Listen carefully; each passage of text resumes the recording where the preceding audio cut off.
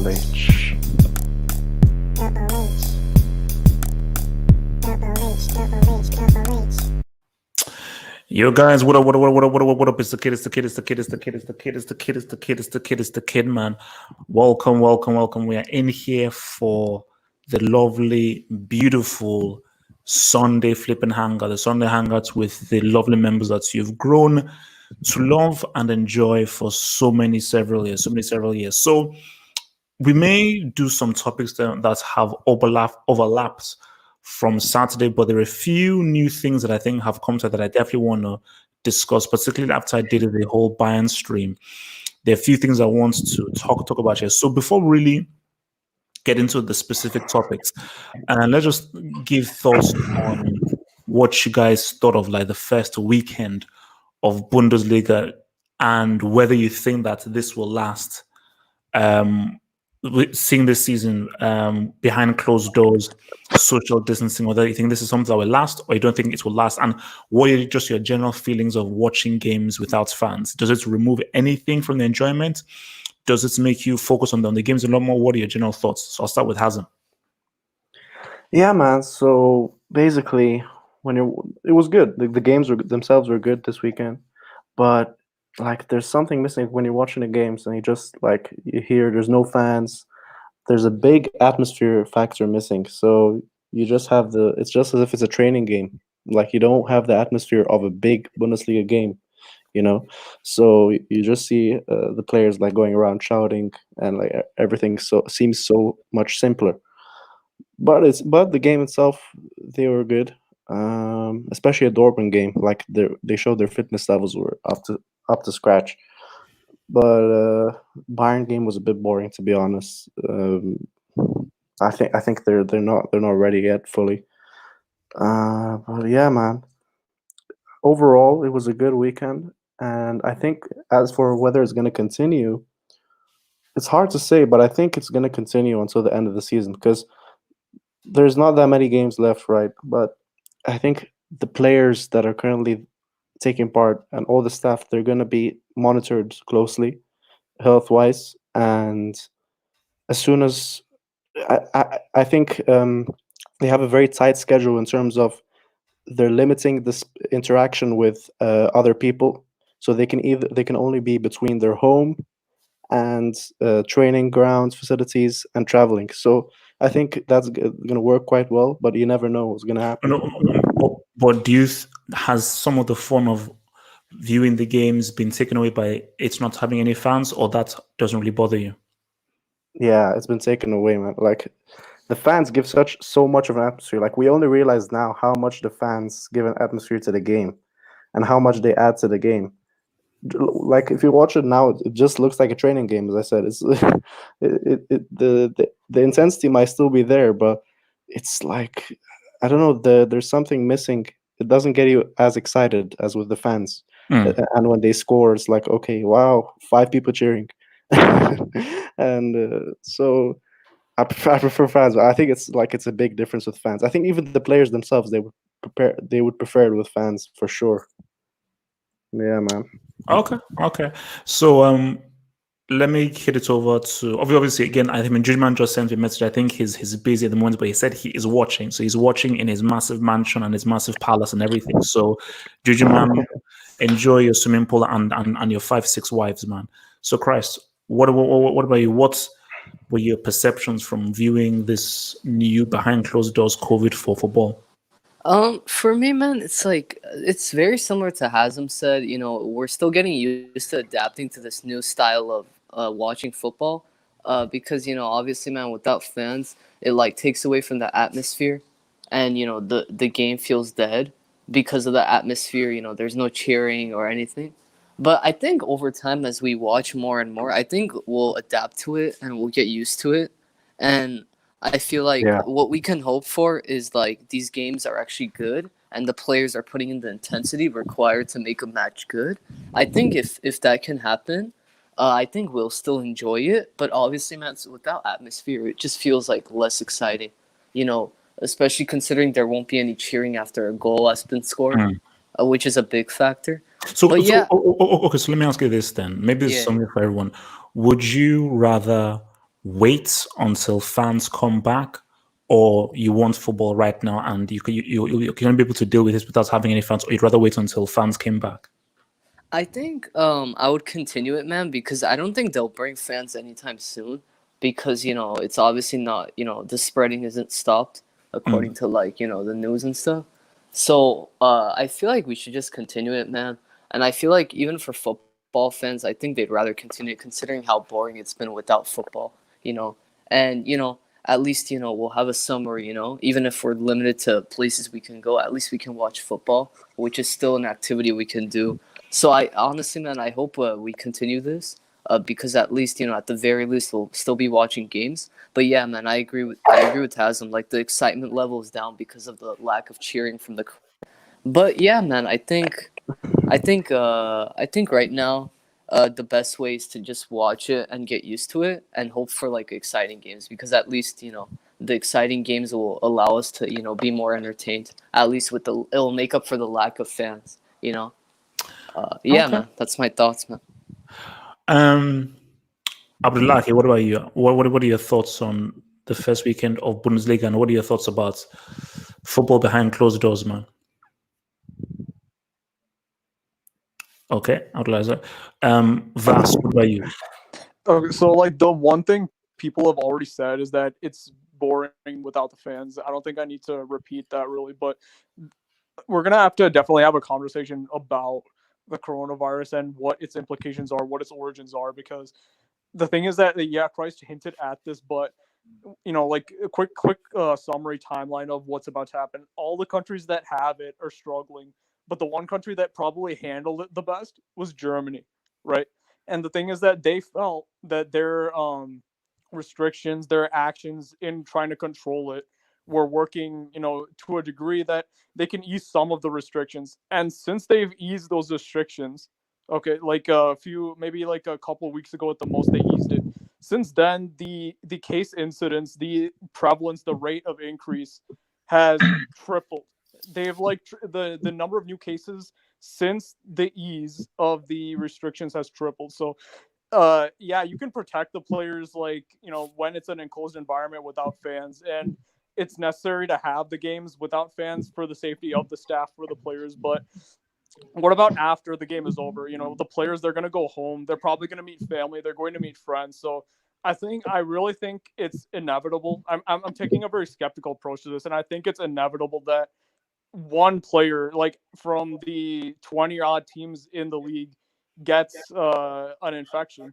And that's already happened in the second division of Germany, the Bundesliga too. One of the teams I know had that issue, and I think they postponed or they canceled the second division already. So I think it's only a matter of time before it happens in the first division. I don't think because there's only a few match days they might finish.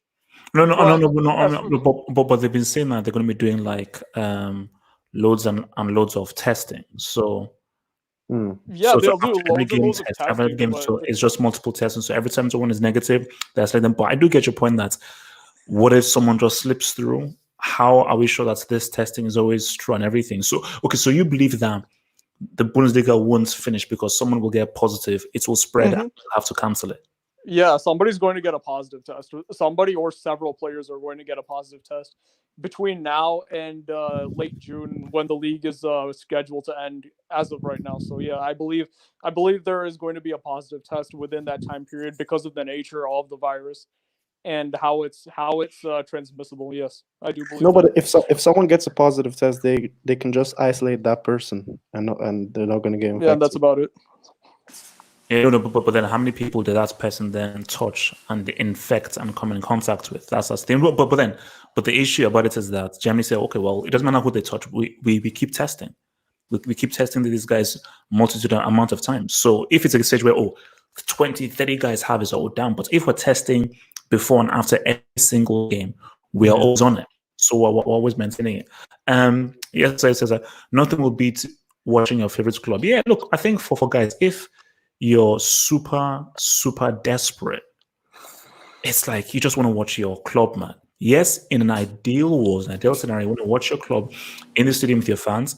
But if it's I can watch my club play live games or without fans, or just not watch my club at all. I think most guys will say, "Well, I'll actually watch my club, man." Mhm. Yeah. And he Yeah, said man, EPL definitely. won't come back, in my opinion. I have, and I said this before, I have strong doubts the Premier League will return, and you have Boris Johnson and his bum-ass head immunity and his to blame. That's why. The reason Oh, why dear. Germany are even in this position, which is still a precarious position, is why Germany are even in this position is because of how Germany handled it. Premier League cannot look at the Bundesliga and now gain any confidence from it because the way England handled it was vastly different from how Germany handled it. So it's going to be a long time. Even if England come out of the woods and they come out of it, it is still even risky for the Premier League to start coming back and using up the resources for those guys to be tested. So yeah, Red, thoughts on the Bundesliga coming back and so forth. I'm not gonna lie, just like I was kind of excited before, but like after watching, I realized how little I care about the Bundesliga. I hate to say it, like all due respect to that league, the football's entertaining, everything's entertaining, but like behind closed doors, and it's not when Yasser Said hit it the nail on the head. When it's not your favorite club, you don't really care. Like I care about the TL and I care about Real Madrid's La Liga, and maybe I might care about the EPL just because I'm an English speaker and it's readily available in the language that I speak. So the Bundesliga for me, it was nice to see Haaland, I guess. Today Bayern were pretty fun to watch, but overall, like I'm not too happy. And I don't think like this is even a good precedent. You hit it on the nail on the head as well when you said that like other countries can't look towards Germany and think that just because Germany played, now we could play. Because Germany handled it very well, unlike England, Spain, Italy, and plus, like I don't even think it's worth the risk. Like I really think just null the season. So you're saying that they shouldn't even bother doing La Liga, Syria, or Premier League. They should just null it void. No. Everything like look. Like it kind of sucks because like I personally think that Liverpool should be crowned, even though it's mathematically because like the gap is just so wide. I think that okay, they should crown Liverpool, give them the title because that's the only reason why they're not voiding the season right now, just for these guys. Because other than that, like the CL can be voided, the La Liga, like we're in an unprecedented time. Like you could risk a lot of people's safety because remember how it happened when they tried to do it behind closed doors in the Champions League with Valencia and Atalanta. All the fans just went and stood outside the stadium. Mm. Some people just don't care. Some people just and also that was like a catalyst for exactly because now you have Italy, which was one of the most cases in Europe at the time, mixed with Spain, which was second most, and they were just all spreading amongst each other. Like it was a disaster, and like people aren't taking it seriously. Now, like I really feel like look, like we all want to watch football, we all want to enjoy the content, but at the end of the day, we have to look at the risk that we're risking right now. Like you're gonna have your favorite athletes possibly risking their lives or their families' lives, and aside, like we've already lost a ton of legends, like older football legends. Like Real Madrid have lost three figures over the past 2 or 3 months. 3 figures that have been historic. May they rest in peace. Like that have been historic for the club, managers, ex-presidents, all of them.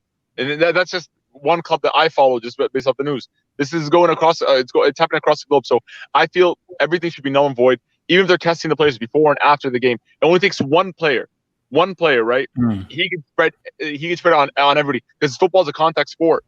You're gonna be touching the player. You're gonna be in his vicinity. You're gonna be breathing on his face. You're gonna be over his shoulder. This is gonna happen. And like, how can you? There's no way you could maintain like the social distancing. That's just not. It's not a maintainable.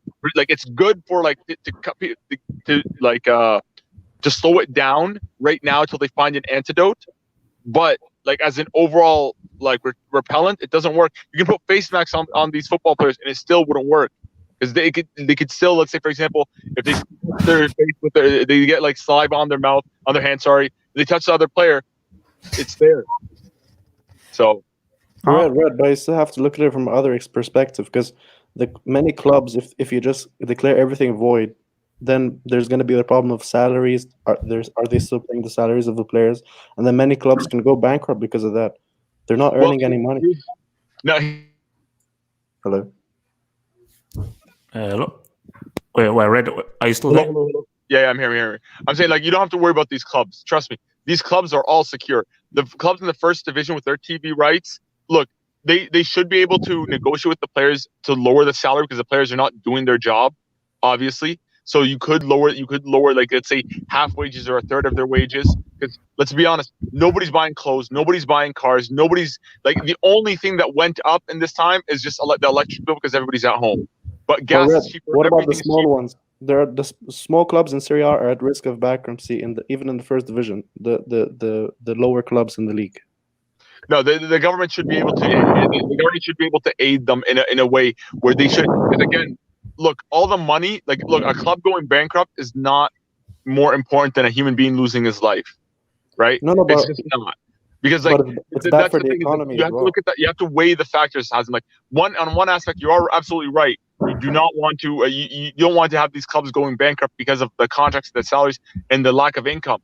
But on the other hand, you're like, well, if we do this, though, we're risking the life of thousands, possibly millions, because we're being reckless and trying to play a sport and just make money. Like, now is really not the time. You know what I mean? Like, it's just but Red, on the flip side, I know because I need to bring in Abdullahi, but my response to that before I come to Abdullahi is, you're completely right, but this is why this COVID thing really shows where people's values are, because the Premier League, there is so much money on the line. There is so much money on the line, and there are people out there that are putting pressure, because even players say that we don't feel safe, but guys are like, I'm sorry, we make too much money from this.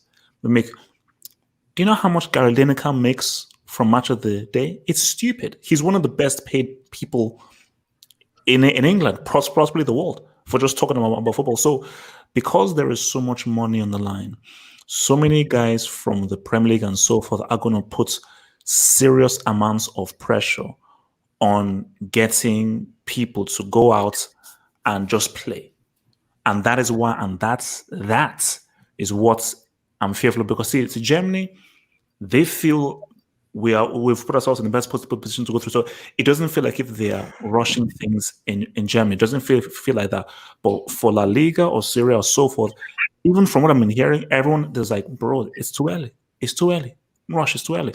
All right, let me bring you your boy Abdullahi. Abdullahi, what do you think about this whole behind the closed things? Has it been good, or do you think that we're rushing back too much? I think we are watching back way too much, because if you look at the Bundesliga, there's only a few people in the Bundesliga that has been like about the COVID-19 and everything. It's only a few people. I don't really think it's kind of affected that too many people in the German league. But if you look at the EPL, the La Liga, the Spanish league, my goodness, the COVID-19 is way too much in that, especially the Italy. So you only take one player, just one player on one staff to contact the virus, and it's over. Just one player. Yep, just one. One is completely over. So are we risking the life of the players, or which life are we risking? So because we have to be very sure about what we're doing. Okay, so you're saying that it's not worth the risk. Not what the risk, because football without fans is nothing. You cannot play football without fans. That's absolutely nothing. It's nothing. It doesn't make any sense, because I'm gonna be playing behind closed doors. Who's gonna be you manager? Nobody. Why the other fans gonna be watching match at all? It doesn't make any sense. It's like me paying money to watch match in the stadium. I'm seeing nobody there. Like, why did I what's my ticket money? So it's like, it doesn't make any sense. So for me, it doesn't. Why are they rushing? They don't need to wait. Need to take the time, calm down. Okay. That's what's going on before making the decision, because it just completely doesn't make any sense. You just kind of watch football. Okay. Muntaha, thoughts on this, man? Your assessment behind closed doors. Yeah, man. Like, first of all, it was so relief for me, man. Like, after like how many months? It's like 2 months, something like that. 2.5 months. I think more than that. Yeah, man. So like, I've been watching football. To be honest, bro, hats off to Germany, the way they dealt with this coronavirus situation, and how, like, prepared the health ministry of Germany is. Like, hats off to them, like the way they did. And for me, bro, I think so. Like, I enjoyed watching, both the games. Like, for me, bro, I understand, like people coming from, we don't have fans, we don't have the atmosphere, but you have something rather than nothing, at least you can enjoy something rather than like no football. What's the point of that? I mean, okay, it's not still dull, it looks like a training session at some point, but it's okay for me. I understand the importance of fans. We can see how fans used to contribute to, like I mean, to the specific team, how they celebrate. We can see some of the intangibles are not there as well. For example, home away pressure. So I mean, that's pretty much gone. If you play closed doors.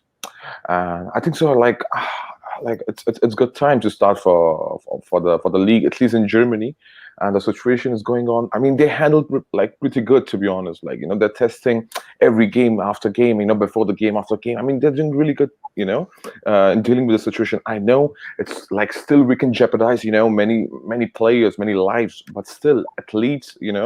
They are like low risky. When it comes to this kind of virus and infection, something like that. So they're like really at low risk. I know there are managers who are like, who are like in mid-60s or like 70s as well, in some cases. But like, I mean, what we can do now, either we stop completely or we just go with the closed doors. And look, this is my problem, right? People are too pessimistic over here. For example, what Red said and Anish, I can understand where they're coming from. Like, I mean, but is he being pessimistic or is he being realistic in trying to, or is he just being cautious? Because isn't it better to be like, okay, let's just look at what's the worst that could happen. Let's just ensure that we don't get into the worst that could happen. So, is it pessimism or is it realistic? Being realistically cautious. Nah, man. Like, for me, bro, I can see that, bro. Like, some people are pessimistic because, like, it's not cautious. Okay, like, I can understand where they're saying, oh, like, fans could come outside of the stadium and everything, which I can understand. But not in every team. I think so. There's specific government, they can take care, they can handle the people, where there are hefty fines, for some people as well if they go outside and all those things. So I mean, government can take care of that, bro. I mean, let's be honest, bro. Okay, if there is few more cases, something like that, then we can stop it immediately. I know that it could have a domino effect. Like in very few time, the virus can spread to other players. But I still believe that we still have that leverage. I mean, like slight advantage. If anything happens wrong, then we can stop the league. That's not the issue. So let's play and let's hope for the best. It might not spread, but like if anything happens, then we have to stop it. That's it. Okay. No, again, I just was just asking the live crew whether to stop the football, be cautious, but everybody is saying continue. One guy said stop. Everyone just saying continue. It's interesting. It's interesting. Okay, FG man, what about you? Where do you stand on this whole thing? Do you think that the Bundesliga have led the line well, or do you feel that okay, it's cool what Bundesliga have done, but La Liga, Serie A, and Premier League should just watch more closely before they then open up their own league as well? Nah. Bundesliga did the right thing. It's finally time to start football again. 2 months. It's been 2 months since this whole COVID thing started. So, and plus, I don't get the whole idea of no fans means no football. I'm sorry. I'm watching the game for the players, not for the fans. Like, and to be honest, it actually is better without the fans because you could actually observe the players. And how I knew you'd say something like that. Seriously though, you would cross them and you would say just something so egregious footballing wise. You could actually. I'm telling you, you could actually observe and analyze the players much better without the fans. No distractions, and you can hear the coaches and the players' communications. Look, it's honestly a new adventure, basically new thing to enjoy. And plus, man, if the Bundesliga has a positive case, they should not cancel the league. Just keep going straight. Doesn't matter what happens. Keep going until the league is over. And personally, I'm just waiting for August when that Champions League returns. That's the only thing I care about. We'll get there easily. We'll get it because it's a separate Champions League topic I want everyone to talk on. So I'm going to save that. That's a separate topic with regards to how can we bring it back? Can it even come? Because I want to talk. I want to go into detail. All right. Okay. Wait, one more thing. Of all time as well. Wait, one more thing is that I lost my train of thought. Never mind. You love what? He loves his train of thought. Okay. Wow. Okay. That's look. Yeah, look, if this is free will, bro, it's free will. The players have the free will. They can play if they want to play. They can play if they don't want to play. It's their decision. If they feel that they've contained the corona enough for them to play, have at it, man. As for the no fan stuff, oh boy, it's kind of odd watching Bundesliga with no fans, especially yesterday with Dortmund. It just felt wrong because Dortmund is like one of the most atmospheric places, and it's No. weird Wait, hearing wait, that wait, their wait, wait, goal wait, wait, wait, song. let me ask this though, because even if FG went a bit far, we do share one thing though. Do we watch football for the fans, or do we watch football for the players? Um, watch football for the players, yeah, true. But like, what's the difference with the fans being there? With the fans being there, actually lightens up the. It actually makes the atmosphere a lot better. I know they still won 4-0, but Shaka were kind of shit though. Um, look, I know and I heard FG saying you can hear the coaches and the players and stuff like that. I don't understand how you hear them. They're speaking German. Do you Wait, understand what I wait, wait, mean? no, wait, The wait, He wait, said he body can wait, language, hear, body not language, man. understand. easy, chill. There's a difference I between heard hearing you. and understanding. I hope you're trolling. I hope you're trolling. Who, me? We watch football for the fans. Okay. Are you sick? What? And not to mention, these fans have a better privilege of watching the players in front For of the the front fact. row. So I don't know. I don't know why people care I about don't that. agree with that Bro, comment. what a I fake don't agree with that comment We comment watch at all. football. No. Okay, no. Okay, sorry, Gatland. I'm very sorry. Let me just say something very Watch clear. for the fans. Fans is a nice icing on the cake. Bonus, It's bonus. cool, It's a bonus. but don't get it twisted. You're overweight. You can't kick a ball. All you do is shout up and down. You have zero skill. When I turn on the thingy, I'm not like, oh my gosh, look at how he jumps up and down. Look at how he celebrated. Nobody's doing that. All respect to the cup. I love the cup and everything. I don't give a damn about how you celebrate. I'm there for Mane. I'm there for Salah. I'm there for Van Dijk. I'm there to see how Yeah, good they are because these guys are playing a sport that we love at the highest possible level. I don't give a damn about how well you celebrate. I don't give a damn. so please, let's not go, oh my gosh, there are no fans. It's no football. It's not the same. No. Okay, it's cool. I'm here to watch football because these guys play the football at the very best. So I am there to wow. Look at how these guys do this thing at the very best of the level. I don't give a damn about you guys cheering. Sorry, Gatlock, back to you, man. What the heck? Someone said the yeah. female Look, fans are just add-ons, man. Fans are just add-ons for me. Atoms. The players will feed off the fans. However, the performances, I don't feel they'll drop that much because the players will get used to it. I mean, Dortmund played very well yesterday. Leipzig continued their bullshit form after the corona. Bayern still did their stuff. Lewandowski scored. Thank you. Yeah, so not much really changed except the fact that I was hearing a lot of funny German words, like seriously. But well, although there is something I do not understand. What's the point of the social distancing on the bench? You are touching each other on the pitch. Literally, I bro. don't get Exactly, it. man. No. It's for the Even when cameras. Lewandowski It's for the celebrated cameras. today. It's for the cameras. Yeah, man. no. Even when It's- Lewandowski it's- celebrated today, No, the guy because was hitting I everybody wish on we the had arm. Red Devil here because that's what I actually asked him yesterday because I said, a minute. So you're doing this whole social distancing, masking, and everything, but when a corner is being taken, guys are touching each other, pulling each other's No, legs. but HH, right? HH. So how do you tackle someone via osmosis? No, but HH. Osmosis. HH, bro, but these what if things they are all wear unavoidable. gloves Shh, and okay, wait, masks while Hazam.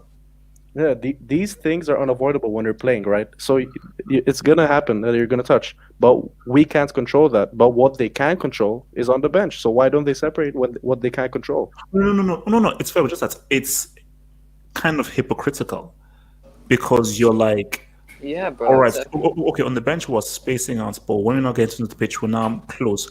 Either you're social distancing always, Yes, bro. Exactly. or no. So you can't be. Which is why someone said, I think it was FG, that are you doing it for the cameras? Because you have either you do it all the time or you don't do it at all.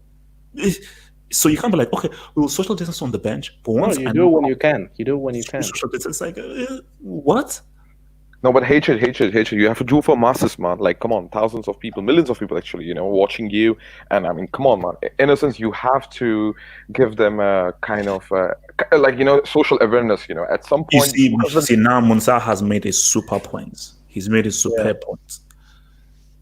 Everybody's watching this right now, and there is the message of still social distance, because remember, we've been tested, so we are cool. So what it may be doing, it's a marketing thing that is actually good, which is that loads of kids watch us, loads of kids are inspired by us. So by us doing this whole thing, it is reinforcing that whole social distancing thing. If some loser like Boris or some thingy says social distance, who's going to listen to them? Well, I will listen to when Götze does it, when Alfonso Davies, when Lewandowski does it, when Yeah, I'll do it with Ramos Lewandowski, does it, because I look up to these dudes. So I'm like, oh, if they do that, oh, okay, maybe I will listen to this. So Munta has a point in that sense. Although even the celebration itself doesn't really make that much sense, man. Like I said, Lewandowski, they were wearing short sleeves, man, and they were still hitting each other on the arm when they were celebrating. Yeah. What was the difference? Look, I've no idea. Okay, so let me just hit the super chat and then we'll. You don't wipe your face with your elbow. So Yassi Said says, if there's a chance a player can get this and die from it, it's not worth that risk. I'm blaming Germany as a country if a player dies from it. I doubt that, man. Like I just said, everybody has a choice. If they die, they die, man. That's that old saying. Relax. He's blaming the whole country now? No. Okay, Yeah, so my thing is the that player has a choice. you can't blame, from Germany's point of view and from all these guys' point of view, they are saying that, look, we did the tests, they came back negative, so everything we did was all cool. We did the tests, everyone in the stadium is negative, so if they got it from us, then what are we supposed to do? Because it's like, do we now go to a stage where we just can't function? Nothing happens. So if we do the test and everyone is negative, I'll be like, no. Let's just not do anything. Okay, so what's the next step? We've tested, they don't have it. Now what? We wait for a vaccine, which could come in 2 years. Exactly. People need to think long-term wise. This is the best solution right now. FG, do you have a heart of stone? No, I don't. I checked yesterday. I don't. I checked this. Check that. Okay, so look, man, let's head to our first topic now, man. So just do a little switch, Rudy. Okay, I think that's cool. Okay, I want to talk about Lewandowski now. Lewandowski is having a super season. It is an absolutely super amazing season that he's having right now. I believe it's like 26 goals that he now has. That's 40 in all comps. Yeah, 40 in all competitions. It's absolutely amazing. So he has broken obviously, I'm sure Hasan will, correct me if I'm wrong. He has gotten 30 goals twice in the Bundesliga. Twice that has happened in the Bundesliga for him. But he's never really gotten beyond 30 goals ever in a league season, just a league season, without counting cups and everything. So it's really amazing what he's done. And he's just putting on to his legendary status as in the Bundesliga. But again, I put out the title that says that, is Lewandowski just a stats merchant? Which is that if all is said and done, all that we'll say on Lewandowski's tombstone is, here lieth Robert Jeremiah Lewandowski, the man who broke all goal scoring records in the Bundesliga, but never really got it done in the Champions League. And is that what Lewandowski wants? Because I'm like, as I was just watching the game today, I'm like, boom, yet another goal, yet another big season, yet another win for Bayern, yet another successful goal scoring appearance for Lewandowski. But I say, okay, look, let's just look at this big picture. And this is why And this is why I wouldn't even bring in Benzema, because that's what I mentioned earlier in this stream. Lewandowski easily outscores Benzema. As far as a goal scorer, he leaves Benzema in the dust based on just your goal scoring prowess and the consistency of your goals. Because I said that Lewandowski, for me, probably best striker this decade. Well, actually, no, that's a great convo. That's a great convo. Let me save that best striker of the last decade. But Definitely. will it actually be based on his talents an ultimate failure if Lewandowski never wins the Champions League and he just gets viewed as just being a stats merchant who starts padded in the Bundesliga? Or do we still have to give his career credit for what he did in the Bundesliga that no one else has done, and that is still enough to still be championed? So before I come to Christ, let me just hit the super chat. Yes, society says that 2 years versus the life of a player. Come on, guys. No, true. But as I said again, I just said touch wood. I just hope that Germany haven't taken a unwise risk. All right, Christ.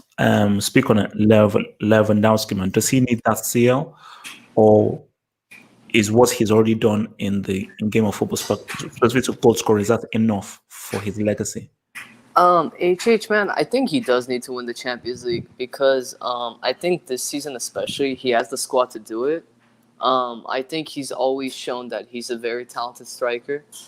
Definitely the best in this decade along with Suarez, but I think ultimately he needs that big Champions League performance because like in recent years, he's stepped up in the Champions League, but not as much as as his talent, ability wise can. So I think he really needs to step up in the Champions League, and I think this year it's its best chance because of the quality has dipped, from recent years in the Champions League, and the fact that Bayern have so many creative players that can, give him the service that he needs and give him and his supporting cast could give him the opportunity to be able to do it. Because ultimately, man, like when it comes to legacy, man, it's always about the biggest competitions, and obviously internationally we can't judge him too much because his country isn't as great compared to other top nations. But yeah, man, in terms of his club career, I think he does need a Champions League to go in Bayern history along with like Gerd Muller, the Beckenbauers, the Philip Lahms, that category. But yeah, I think in terms of his talent, it's solidified. But his legacy, man, I think he needs that big Champions League performance, high contribution, and then winning it. I think then that would put him in Bayern history, man. As a legacy, for him as a player. Okay. Yeah, man. All right. Before I come to your boy, so Yassi side says Lewandowski is just a Polish Jimmy Jones. Now, for you guys who don't know, and also easy Hasm, don't take the baits. Hasm, do not take the baits. Hasm, do not take the baits. Please don't take the baits. So, for you guys who don't know who Jimmy Jones is, shame on you. Jimmy Jones is a potential horseman. He's some dude from. Is he the English guy? Is he English? Irish. He's a dude from 1928. Don't hate, don't be a history merchant who scored 74 goals in a league season. Messi scored 73, but that's in all comps. He scored 74 in a league season. I'm going to do my research. I want to know who Jimmy Jones is. I want to know his family. I want to know his history. I want to know who he hates. I want to know his real racial genetical code. Jimmy Jones might be a goat.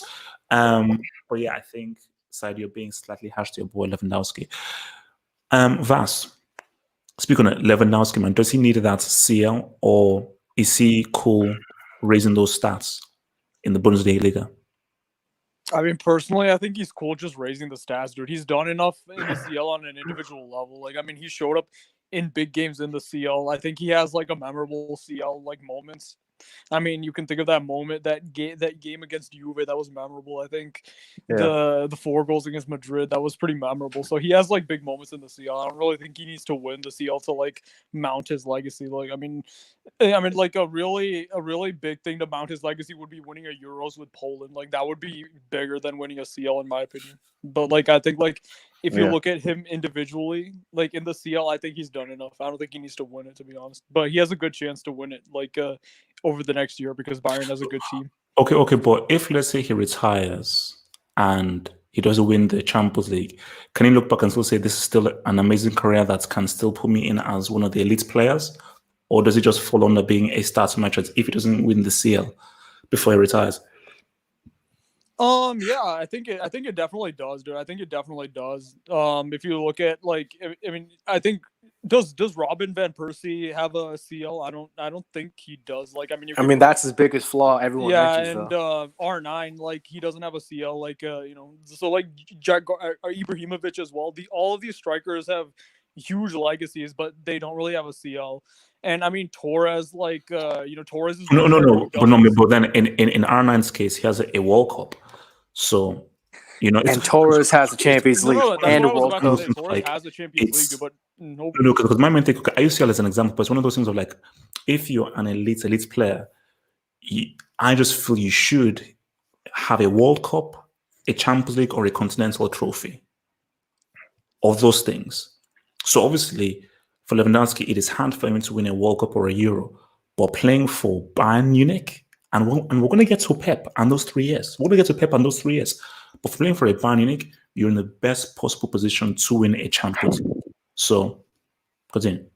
Yeah, but that's what I think. I don't think there's many strikers who don't, and I think they still have really good legacies even without winning a Champions League because of the league records and like the stat padding, like you said, they did in domestic football. I think like you can mount a gigantic legacy even though you don't win a Champions League, but still have good moments in the Champions League. Like Ibrahimovic is probably the best example of that. Where doesn't have much like international success, but he has big enough moments and big enough stats to be a huge legend in the sport. So I don't really agree with that. And Torres, like I think the reason I bring up Torres is he had a great peak and he did win the Champions League, but like I mean nobody really rates Torres over Lewandowski, despite the fact that he had international success, he had Champions League success, and he had like a great peak. No, but the big problem with Torres was he was one of the greatest breaks we've ever seen because he had a high, but his low is one of the most embarrassing lows I've ever seen of an elite player. Like Torres is the greatest fall of a player that I've ever seen, personally. Yeah, that's exactly it. That's exactly it. So he, as an individual, basically Torres wasn't as good as Lewandowski, and people will remember that. It's more. See, the thing is that what Lewandowski has done as an individual, regardless of the trophies that he's won with his team, is still enough to mount a huge legacy. That's what I'm trying to say. Okay, and let me just hit this. So from your boy Danny Jones, he says that Jones is a nice son. I'm just saying, yeah, don't look bad. Jimmy Jones, man. Look, actually, Danny Jones, are you related to Jimmy Jones? I wanted to know, are you related to Jimmy Jones? Because look, guys, sorry, I might have to do a special video on your boy Jimmy Jones, man. So let me bring in the boy. So I'm delighted, man. Thoughts on this, bro? For me, in terms of being a clinical striker, Lewandowski is one of the best right now because is a goal poacher at the moment. His his ratio in the Bundesliga is like second to none. It's it's a very good goal scoring. But in Champions League, the problem with Lewandowski in Champions League is he has to show consistent level as a goal scorer because all those names we'll be mentioning, Fernando Torres, they won the Champions League. Suarez, they have won the Champions League. So if Lewandowski wants to, come on, yeah. Suarez has won the Champions League. Already won it already. They already won. It was Neymar and Messi that were the stars in that team. Yeah, but he won it because that was why it's been called. Yes. Okay, so the Arbeloa. Arbeloa too. So for Lewandowski to kind of cement his legacy as a goal scorer, he needs to win the Champions League because if he doesn't win it, people are gonna come out and say, after everything is done in the Bundesliga, this guy hasn't won a Champions League or international trophy. So whereas you can't even put him on the GOAT level of a goal scorer. People say Benzema. Karim Benzema has won the Champions League. He has won a countless line with Real Madrid. So people won't take Lewandowski ahead of Benzema. No, they will take Benzema ahead of him right now because he has a trophy. For it. He has. They can show for it. He has it. They can show for it. So you can't just say because he's been scoring in Bundesliga, yes, but he has not been showing consistent level in Champions League yet. So you can't kind of give him that kind of accolade and saying he has to. But you can't deny how he said what's up though in the Bundesliga though. So Yes, because what he's I done is can't deny that. I can't deny that. That's what I'm saying. I can't deny that. But right now, this year now is the year Robert Lewandowski needs to show up. If Lewandowski doesn't win the Champions League this year, forget it. It's game over. okay. Sorry, game over. Okay. Your boy Gatlock, man. Speak on it. Lewandowski. Chill. Give me a sec. Robert Lewandowski, yeah, look, this dude is one of the best strikers of this generation, basically this decade, or basically the last decade for me. He's shown consistency throughout that last decade, man, and boom, he scored more than 40 goals in the last 4 seasons since 2016, if I'm not mistaken. So yeah, look, this dude is, to me, he's one of the greats, man. He's one of the greats. You can't deny Wow. what this guy has done. He's a complete striker. He's not just a poacher. He's not closer. The guy can do it in different stages. He has done it in the Champions League, maybe not in the final, but he has Hasn't done it in the relaxed. Champions League. Okay. So you He's done it still in the believe that he will Bundesliga. still be revered, even if he doesn't win the Champions League. People will still appreciate what he did to the in the game without a Champions League. Look, people still appreciate Buffon, even though the dude doesn't, although he has a World Cup, so that's a different topic. But yeah, I think when you look back at what this dude has done, it's only people like Messi and Ronaldo that get this kind of numbers, man. Well, Lewandowski, I think people will still appreciate him, although I do feel he needs a Champions League just to help solidify it, because you have multiple Bundesligas, but somehow to me he's almost like the Pep of strikers, basically, like the Pep Guardiola of strikers. You need to me like a Champions League, like without Messi. That's what I mean. But like he needs a Champions League for me. I still feel he's the best striker of this generation, but I do feel he needs a Champions League to just like put that cherry on the top for him. Okay. All right. FG. FG. All right. He's not around. All right. Red. Lewandowski's legacy. I mean, like it speaks for itself. HH. Like No, but I think, but specifically, I think the question we're asking is like, so if Lewandowski was to retire now without winning the Champions League, how would he be viewed? Would he be viewed just as a stats match, as a guy who just put up amazing numbers for so he's a guy that just put up amazing numbers? Or do you feel and believe that people will see him as more than just a stats merchant if he doesn't have the Champions League? How do you think that's perceived? What do you think the perception will be? Is a CL needed to really solidify his status as one of the elites in the game? I mean, like, look, we know he's not a stat merchant. We know Lewandowski is a top striker. Like, you see where he came from and like how he rose to the ranks from like Dortmund then to Bayern. We know how effective and how talented he is. I think how he's going to be remembered, I think he's going to be a very respected legend of the game. Especially in the Bundesliga, he's going to always be like a legend, as one of the greatest strikers to ever play in the German league. Not only that, but his stats in the Champions League are pretty impressive. Like, I believe he has the third most knockout goals ever out of any player for Lewandowski. So I don't know. It's kind of hard because yes, like he hasn't won those big trophies, but like it's kind of harsh criticism because like when it comes to the Champions League, especially the teams that he had to compete against in Real Madrid and Barcelona during this era, that's very hard. But at the same time, he plays for Bayern Munich, so like it's fair criticism. I do agree that like I just need him like for overall for like that one thing that would make me rate him higher than I already do is just internationally. I think the Champions League, I think Lewandowski's got a couple of moments under his belt where though he may not have won the trophy, he has made an impact. He has gave us big moments, but internationally he hasn't really done that. He did that in the wait. Okay, so you're saying that a guy that plays for Bayern Munich doesn't need a Champions League win. No, he Like, absolutely does. That's the I mean, thing. That's why I said it's fair criticism to criticize him for not winning it, because he's not playing. If he was playing for Dortmund and he didn't win the Champions League, I'd be like, okay, Dortmund's a team that only won it once in the '90s, but Bayern are like European elites. The Bayern are like they're pretty much always in the quarterfinals, and then like whatever happens after that. It's just that he has been disappointing. That's not the issue, but his overall consistency, he does way more good than he has bad moments. Like even in his bad moments, it's not, you can't really just pin it down to him. Like even let's say last year's elimination, Exactly. like the team that played poorly overall. I don't really get I don't want to just put like all the blunt on him, because Lewandowski does have the skill, technique, the finishing of an elite striker. Not only that, he has backed it up, and he's proven like Bayern got him for a reason, because he's obviously one of the best.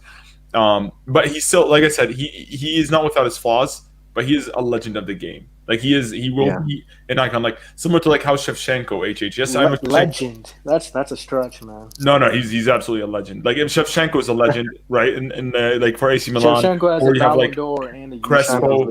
He won the Champions League. No, but here's the thing, guys. You guys are comparing those players. Would Didn't Shevchenko have have gotten Messi. a Ballon d'Or at this time? That's the thing. He would have Messi. Exactly. He would. The thing is, because Ronaldo and Messi in this era have won everything. Shevchenko was in an era with R9, Zidane, Figo. So no, but it's all fair game. FG Lewandowski is only the third player to score 40 plus goals in 5 consecutive seasons. You know who the other two are? Wow.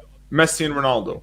Like that's it. But guess, dude, all those goals. But Red, you said in the beginning of the hangout you don't rate the Bundesliga. So basically, I don't rate his goals. No, but it's in the Champions League as well. What are you talking about, bro? It's in the Champions League as well.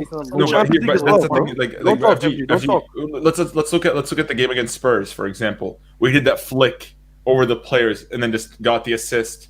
Or the amount, like he's done it in the Champions League, he's done it in the Bundesliga. I know. Like it's like I said, keyword here is that he's a Bundesliga legend. That's why he's going to be a footballing legend. Like I said, his overall resume isn't as impressive as it should be, but he has enough moments there to be able to get him by. Like when you see his individual stats in the Champions League for being the 5th top goal scorer of all time, the 3rd most knockout goals. Like if you look at like. Fourth top score, Champions League scorer with Benzema joint. Oh, he's joint. Yeah, sorry, my bad. 4th top scorer joint with Benzema. Like you see, like when you have all those accolades, it's very hard to just like forget somebody like that, because he is technically top 5 in the Champions League history, and that's '93 till now. So when you look at the style, obviously Lewandowski is a football legend. Okay. Before I come to Muntaha, let me just hit this. So the Bayern has failed to win a UCL since he joined.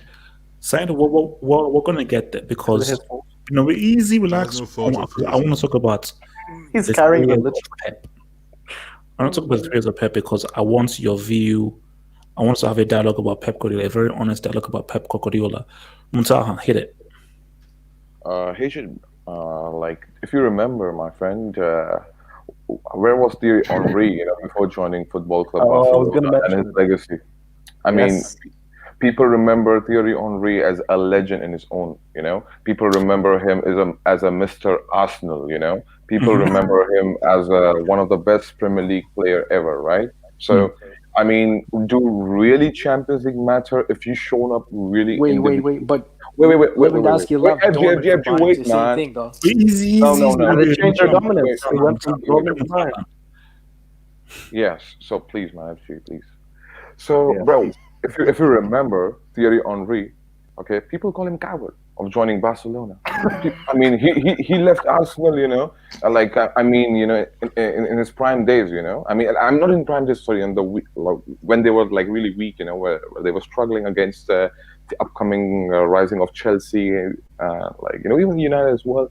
And so, I mean, he left the Arsenal and he won with Barcelona. Who rates that Champions League for Thierry Henry? No one. So it's pretty much, I mean, what he did in UCL competition compared to Lewandowski. I'm just naming, one player.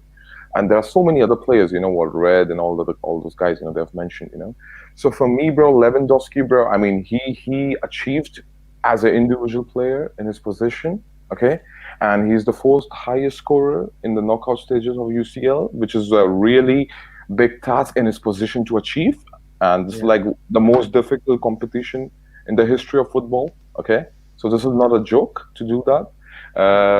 Thirdly, I just want to say that, okay, people like they're pretty much confused over here. You cannot expect him to do like CR7 or what Messi did. No, no, no. He's not that level player, but his legend in his own position, his legend and his best player in his position, like for example number 9.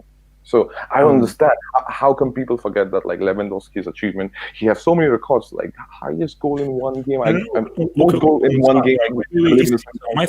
My question: if he was to retire now, how would he be perceived?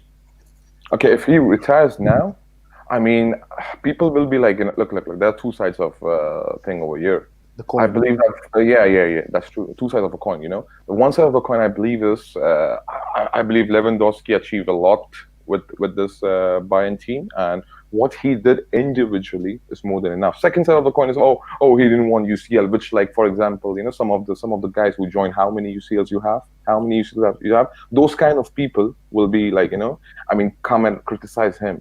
But I generally believe that this guy, and not just me, I mean, if you're an objective football fan and you understand the sport, how the sports work, I believe that guy is like a legend in his position, and I don't think so. Like, even if he retires now, I mean, he's setting a really good example for for the futures and the strikers who's going to come next generation. Yeah. Okay. And let me just hit this just before I come to Hazem. So, yes, I said you guys are acting like Bayern has no right to win the CL. Oh no. As I said, Bayern. We're going to get to the 3 people because Bayern Munich is the perfect club to give the best possible chance of winning the Champions League. So you can have no real excuses for not winning it.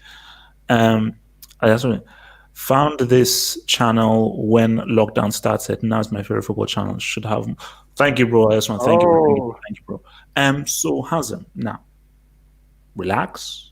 Take a deep breath. Take a deep breath. Okay, don't get it overly emotional. Hazem, let me just ask you this now. And I know that you're a very intelligent savant, a smart man. Let me ask you this. Let me just paint a scenario. So, Lewandowski plays 4 or 5 more years. 30 goal season, 25, 27, all this kind of goals in the Bundesliga. But he doesn't win the Champions League for Bayern Munich. Do you feel that would be a sufficient career for someone of his talents? Or do you feel that someone of his talents who was touted to be the next truly great historic striker in the same vein as a R9, Weah, Batistuta, needs a Champions League to truly solidify his legacy, or like really a major trophy, albeit a World Cup, Euro, or a Champions League? Well, first of all, he definitely deserves to win the Champions League based on his talents because he's one of the most talented strikers, okay? But first, I want to ask you, do you believe Lewandowski is a star merchant, HH? Personally, no. But okay, that's good. No. But people who critique him can put that upon him. So people can use that critique that people who don't really watch the Bundesliga or watch him play and look at him from afar is like, okay, 30 goals, 25 goals. Well, what did you do in the Champions League? What did you do in the Champions League? So those are guys who maybe don't watch him. And which is why I say that for those guys who only watch their team, only watch their league, or only watch Champions League, they look at Lewandowski's specific way of like, okay, unless you win the Champions League, you're just a guy that just scores a lot of goals because I don't watch Bundesliga. Those guys, if they watch the Champions League, then they know that Lewandowski is one of the greatest strikers because Lewandowski is literally one of the best scorers in the Champions League history. No. But their argument is, look at what Benzema's done. Look at what Cannibal Suarez has done. Look at what Cristiano has done. Benzema and Suarez were neither one of them. Stuff like that. Benzema and Suarez, neither one of them was the star of their team. More so, Benzema, he had some good moments, but he had a great team. And he wasn't the one who led them to the Champions League. Lewandowski's contribution in 2013 for Dortmund to the Champions League final is greater than what Suarez did for Barcelona in that Champions League season when he won the Champions League. And I don't think anyone can deny that, to be honest. But, okay, this is what I'll say. But what? Are you serious? Bro, Dude, look at that Suarez Levan- performance against PSG. Look at his performance against Bayern Munich. He had 2 Bro, assists bro, against bro, Neymar listen, at the listen. Allianz. Look at his Listen. performance in the final. Listen, Bro, listen. Suarez's 2015 season is his best season, and that's better than any campaign Lewandowski's had in the Champions League. Bro, in the Lewandowski's had moments, but he's never had a full great campaign. Bro, listen, He was that campaign for Dortmund, he scored in literally almost all the levels of the Champions League. Plus, he had the best semi-final performance of all time in the Champions League, and you can argue. Wait. against that. Let me expose that argument. You know why he scored 4 goals? Because Sergio Ramos was playing right back in that game, and then the second leg, that's no told argument. Mourinho. Pepe Sergio was Ramos there, told bro. Mourinho, "Let me play in the center back, and I'll lock Lewandowski up." And that's what he did. He locked Lewandowski up for that whole game, and he even scored a goal. If Sergio Ramos was playing a center back in that first leg, Lewandowski is getting locked up. Bro, listen to yourself, bro. Listen to You're yourself, bringing bro. FG. The problem over here with your argument is you're bringing. You're ifs crouching at straws, man. You're Yeah, Bro, you it's can't such a bring straw ifs. because even without Ramos, no player has ever scored 4 goals like that in a Champions League semi-final. Okay, so what are you clutching at, bro? Bro, that performance is the best Champions League semi-final performance ever. AJ, what I will say is Hazard has a point, man, because like Suarez Bring was me the a best player on performance his team. bigger than that. People Like, remember Suarez that was the performance. best player. People remember that performance. People remember that performance. Oh, bro, Exactly. Henry against iconic Madrid. performances. Henry against Madrid, standing ovation. Ronaldo against Juve, That was standing ovation. That These makes are it better. legendary What moments. did Not Henry against do? you. against Madrid? Standing left. ovation, my God. Standing ovation. Look, Anyways, land. anyways, people are acting as if Lewandowski didn't do anything in the Champions League. Lewandowski did a lot in the Champions League, okay? You cannot call him a stat merchant because he's, first of all, a very complete player technically, and second of all, he's achieved a lot in the Bundesliga, and third of all, he's one of the Champions League's top scorers, and he scored in the big moments as well. But I'll give you that he's not among the players that won the Champions League or the World Cup. So I'll tell you this, Lewandowski is definitely a Bayern legend. He's one of Bayern's greatest players. He's definitely a Bundesliga legend. He's one of Bundesliga's greatest scorers. He's definitely a Poland legend. I would say he's top 3 Poland players ever. But I wouldn't consider him top 20 strikers of all time, because all those strikers, they have the Champions League, they won it. But I still believe Lewandowski's gonna win the Champions League. But he needs the Champions League if he wants to be considered top 20 as a full legend. But if he wins that that's why I was really hoping this year. This year he was looking really good. Bayern really had a good chance. But yeah, bro, I think Bayern currently Lewandowski is one of the greatest strikers of this generation.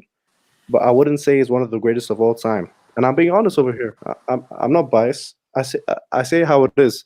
Lewandowski is not one of the greatest strikers ever, and he's not top 20. He needs a Champions League if he wants to be top 20. But you can't say that he didn't do anything in the Champions League. People remember him. He will leave a legacy. But he AJ, what I needs a will say, man, Champions League. He needs a Champions League. Hazem is right about highest contribution, man. Like Suarez wasn't the best player on his team, man, and like I think that matters too, man. Because like Lewandowski, bro, he's always been the best player on his team, and he's like always been the highest contributor. So I think that's where Hazem has a point, like about Yeah, people consider, for example, Nedved. Nedved is a legend, right?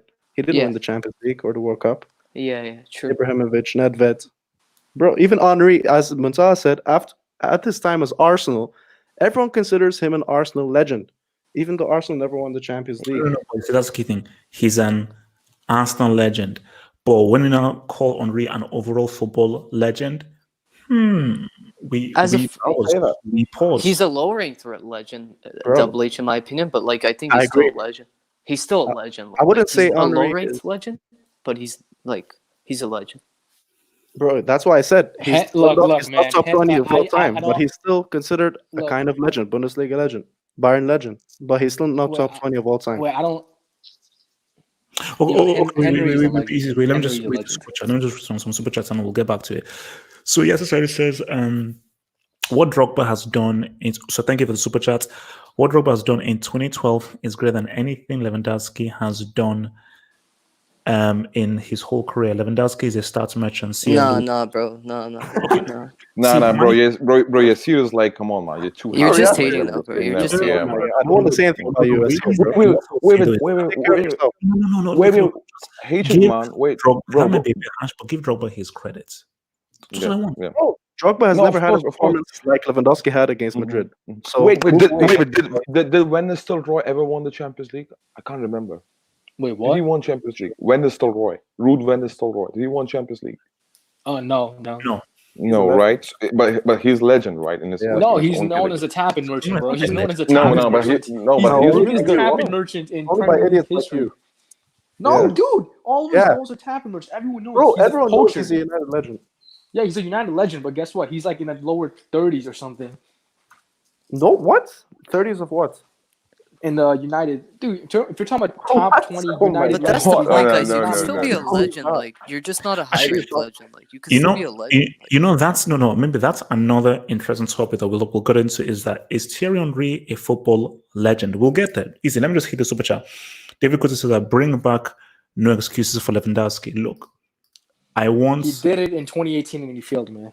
no. Basically, because I love the no excuses hashtag. Because I think because I like no excuses because no excuses sets the benchmark high, and because I rate Lewandowski so highly, I think he deserves, but he has to go and earn it. He does deserve a CL for a man of his talents. Now, I want to talk about this, guys. It's like Hazard. I want to talk about this. I learned something shocking today, something that shocked me to my core. Very rarely do things in football fully shock me. You're a Pep fan? And let me land. So, but this shocked me to my core, and I want you guys to please verify this for me. Did Pep's Bayern lose 5-0 on aggregate to Real Madrid? Yes. Yeah. Yes, AJ. Oh my god. Wait, bro, Mourinho lost 5-0 to Pep, bro. Arsene Wenger lost 6-0. Like, every big manager loses like that. Wake up, HH. Wake up. You fell asleep. Oh man. That's a blemish because that's a great jump off. Because now people can call me hate and anything. I don't give a damn. You guys in live chats have at it. I'm gonna talk. I'm gonna talk. There is no excuse for Pep Guardiola not delivering at least one Champions League in those 3 years. And this is how I assess it. I can forego the Barcelona one. When he lost to Real Madrid, was that 2015 or 2014? 14. That was his first season. So 2015 was Barcelona. Yeah. So 2014, okay. Look, 2015, he had an excuse, man. That Bayern team had so many injuries in that first No. year. Not only that, Bayern's squad is like an old man pension. No. Pep's Bayern, that was huge. Wait, easy. Because what are you talking about? They're all old I'm people, man. going to get to 2016. But my thing about it is that 2014, was that really Real Madrid at their very best? But you can say, easy, man, let me land. Dude, you're landing it wrong, though. But you can say that was his first season. Cool. 2015, no one is beating that Barca side.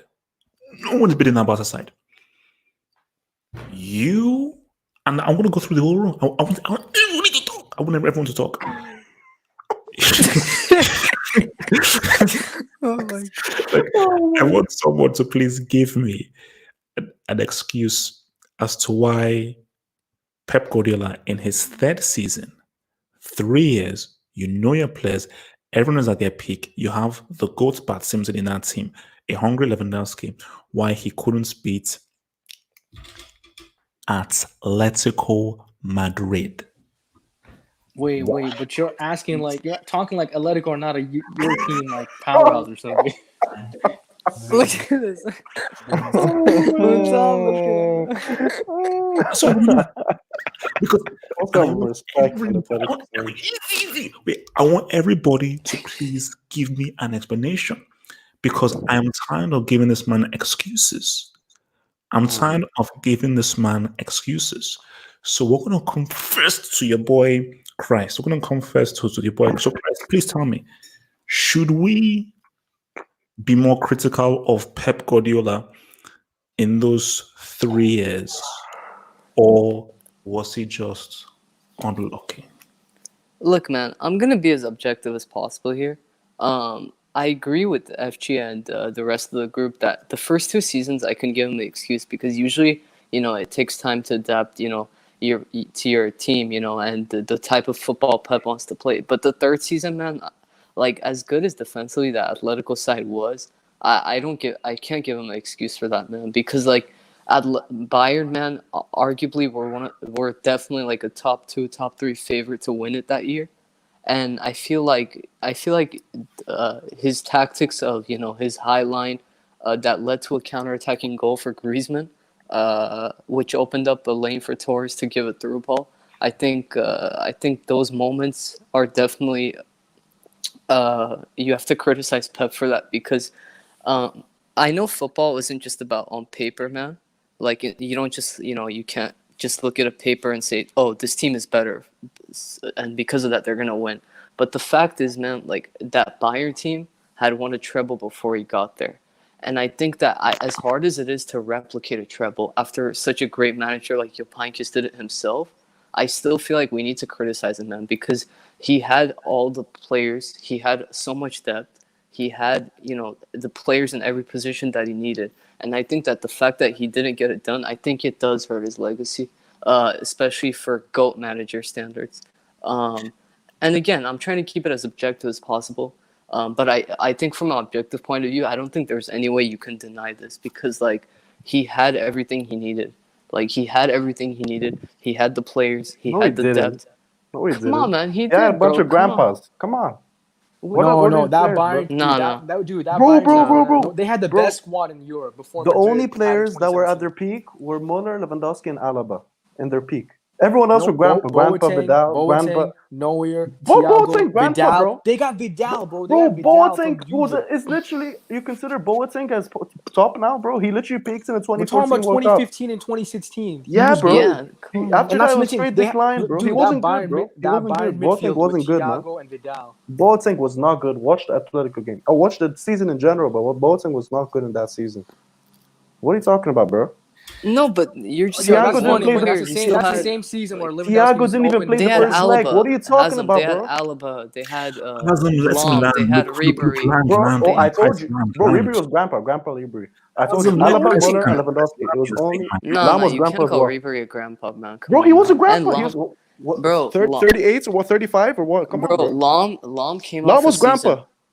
He put Grandpa. an excellent World Dude. Cup performance Boateng the came year off a before World that. Cup win. Come on. Hummels came off a World Cup win. Lam Bro, came off a Lam World was Cup at the win. end of He his had career, World bro. Cup Lam winners is in at his the end of team. his career. No, Hazem, bro. Come Bro, on, bro. Lam even playing right now? He's not even Haslam, playing if you're anymore. gonna blame anyone, blame that. It's 2020, that big Hazem. We're talking failed about merchant, 2015. that big game flop, Lewandowski, who missed Bro, an open goal Lewandowski against scored the Barcelona. winner in the In first the leg, first, bro. Oh he my missed Shut an God. your open mouth. goal. Shut your mouth. He missed an open Relax, goal. He Lewandowski relax, scored scored the relax, winner in boys. the first leg. Barcelona Relax, He relax, scored boys. the winner in the first Yo, leg in the relax, man. 74th He couldn't minute, score bro. the Yo, top They minute. lost Did he that. even Hassan, watch man, the relax. Order in the house. Yo, FG, relax, Order in the Hazem, they man. house. lost Order in the the house. first Order in the leg. What are you house. Yo, watching? Christ, No, relax, guys. Christ, Order in the house. relax, Order in the house. Christ.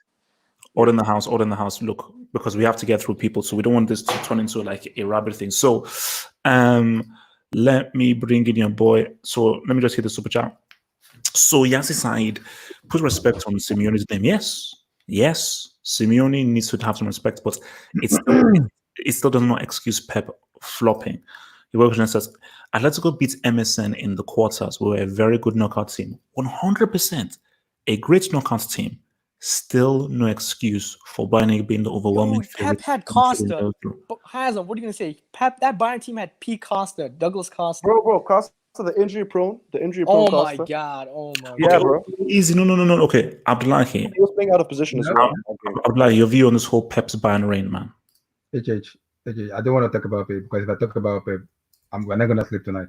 That guy will piss me off already. Because if I talk about that man, if I talk about that bad Guardiola, that bastard man, we're not gonna sleep here, man. That guy literally spent $500 million in Bayern money and he flop. That man is, I don't even want to, that man is right now is pissing me off already because he's spending that kind of amount, same amount in Man City, and we kind of giving him stupid and ridiculous excuse right now. You wanna tell me Frank Ribery, Ruben, Douglas Costa, Alaba, Robert? Robin was not playing in the first leg. No. You bought You bought Lewandowski from Borussia Dortmund to Bayern Munich, and that guy, you telling me Pep Guardiola? We calling Lewandowski one of the top 3 best strikers in the world right now. It can't have been a prolific striker. And you tell me Pep Guardiola can't get the best out of Lewandowski? I'm sorry. No. 3 years. 3 years. Benzema is not. I don't want any excuses. 3 years. No. It's been 3 years. Benzema is not up to the level of Lewandowski. Benzema won the Champions League. He has won the Champions League. So if Lewandowski is that good of a good striker, he has to win. He has to win the Champions League. No excuse. No, he's that good. He has to win it. So you're a topic behind, bro. We're not talking about that anymore. No. In terms of Pep Guardiola right now, people are we giving him way too many excuses. I'm sorry, it's way too much excuse. This guy he spent $1 billion in Bayern and he didn't win anything. Wait, this makes no sense. So what do you say about Mourinho's Madrid team? That's a bigger failure. Relax. This is not my brain. Leave Mourinho alone. Leave my boy alone. His only achievement in Bayern Munich is semi-final. That was his only achievement. Semi-final in Champions League. That was his only achievement. The only time Pep Guardiola was relevant was in Barcelona when he has Lionel Messi in 2011. When he won 2 Champions League in Bayern Munich. Since then, the same way it's been flopped. The same way Lionel Messi has been flopped in Barcelona since 2015 is the same way Pep Guardiola is right now at the moment, because you can't spend that kind of amount of money in Bayern Munich and still flopping. The same thing is doing in Man City right now. There's no spending here. Laporte, boom. Sterling, boom. Everybody, boom. At the end of the day. Yes. Okay. All right. The money he hasn't won. He only won the Premier League back to back because he hasn't. People say because Liverpool, it's like a flop team. No. All right. Okay. Wait. Okay, let's just bring it easy. Let me just say super chat. So let me. So easy. Adaptation 3. Oh yeah. So can you? Why has he been arrested? Because I'm just saying why he's been arrested. Should we care? Should we honestly care? It's not good enough. That's why. Vas, speak on it. Vas. Dude, okay, it's not his fault, dude. It's not his fault at all, dude. And one thing that people are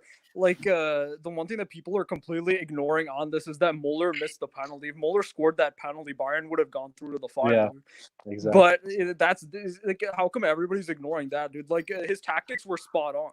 His tactics were perfectly spot on. It was really Muller's fault. No, yeah, you're right. But here's the thing, though. He messed up in the first leg. He didn't play Thomas Muller in the first leg. Dude, the reason is because Muller wasn't informed, dude. See, the thing is, he played Muller in the second leg, but look at what Muller did. He completely messed up his chance.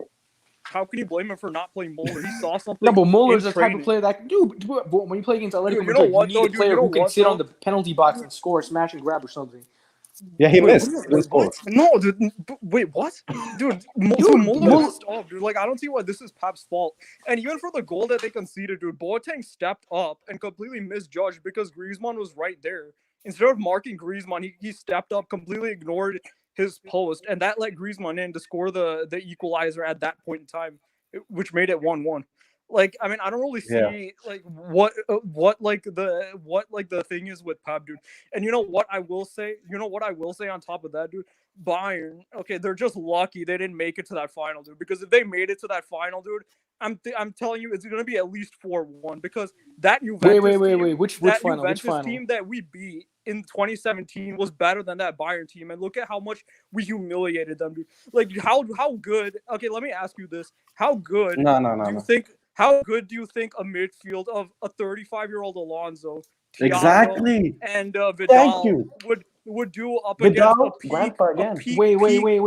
Which final are you talking about? Dude, if Bayern made it to that 2016 final, we would have thrashed. Wait, are you talking about the same? You're talking about the same final where Atletico Madrid outplayed Madrid? That's the same final Atletico outplayed Madrid, right?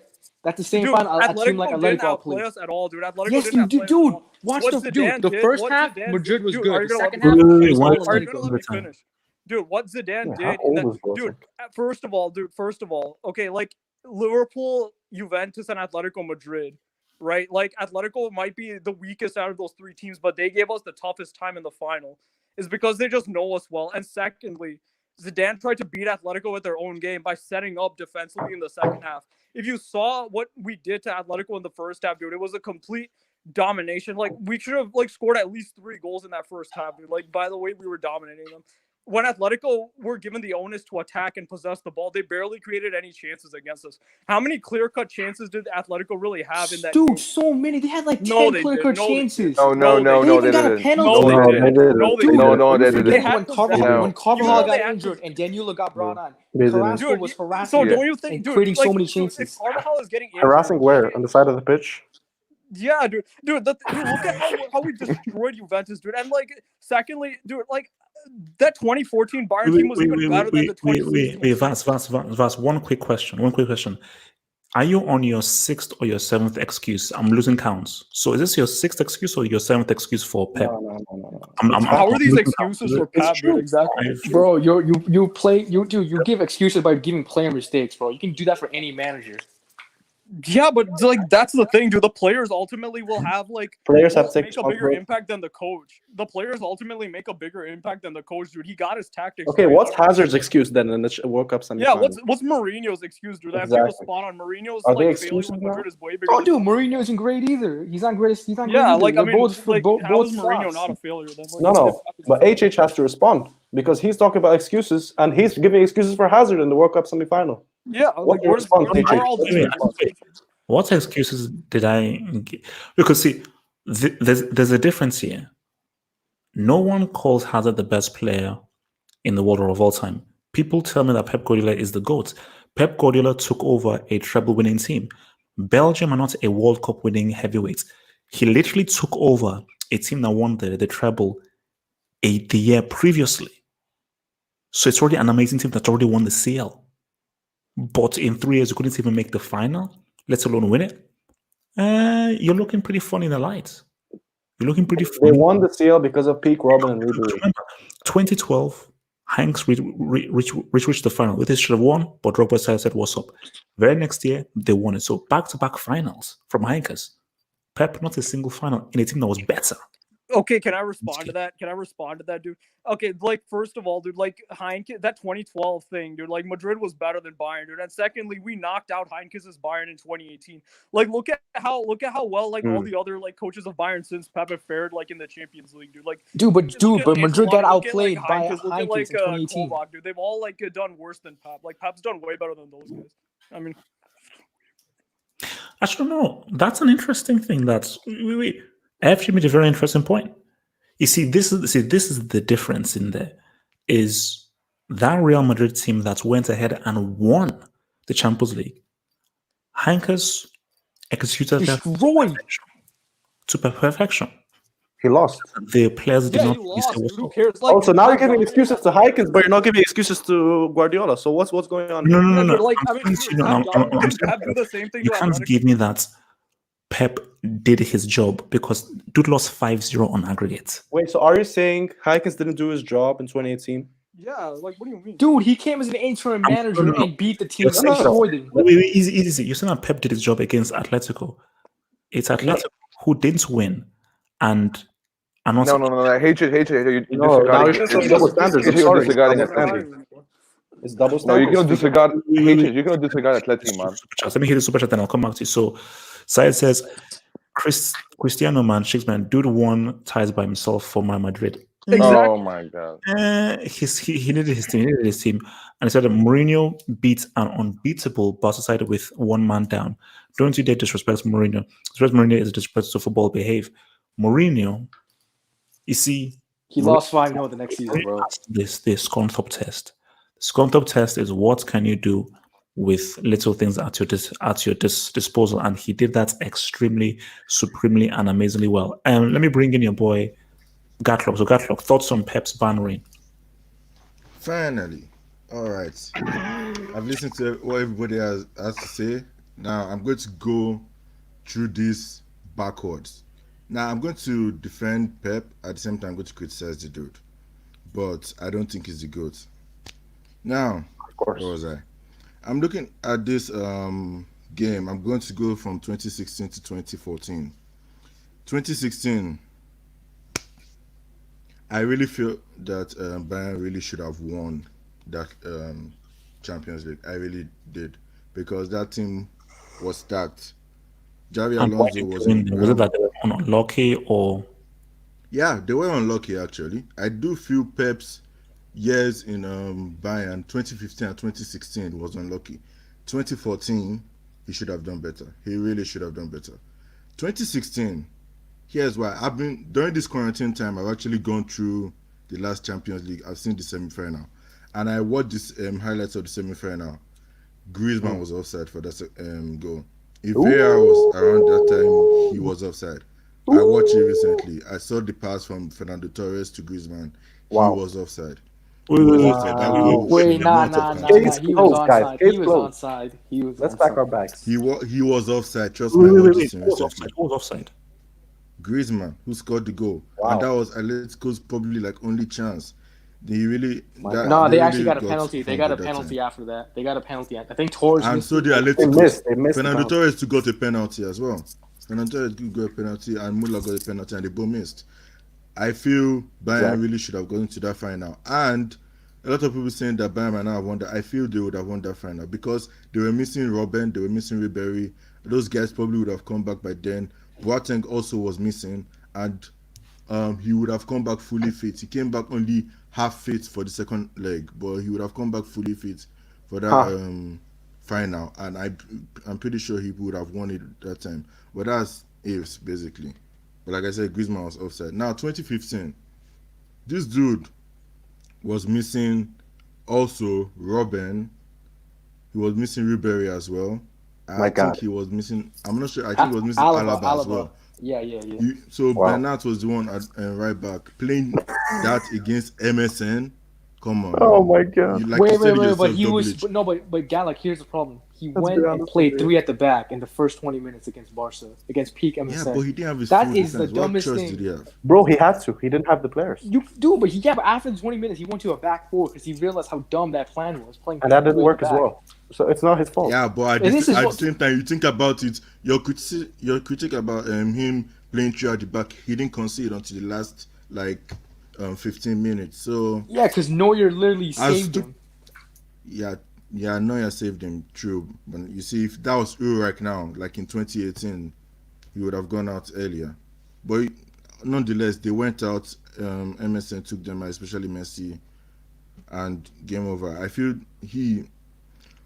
the injuries messed him up in 2015. However, at the same time, you could say Pep's training is kind of high because how come these guys are getting injured regularly all the time is ridiculous. Now, those are the times I give excuses for Pep. 2014, however, is where I feel he really should have done better because I'm looking at this team that that they beat him 4-0 at the Allianz Arena, like 4-0, really? I'm looking at this team, and only Toni Kroos, who later on went to Real Madrid to win 3-peats, was the only player who did not play that final. No. The year But before. this was his first season. With that stacked team. But that was Zidane's first season. He still won the Champions No, League no. That's what in Ancelotti. 2016.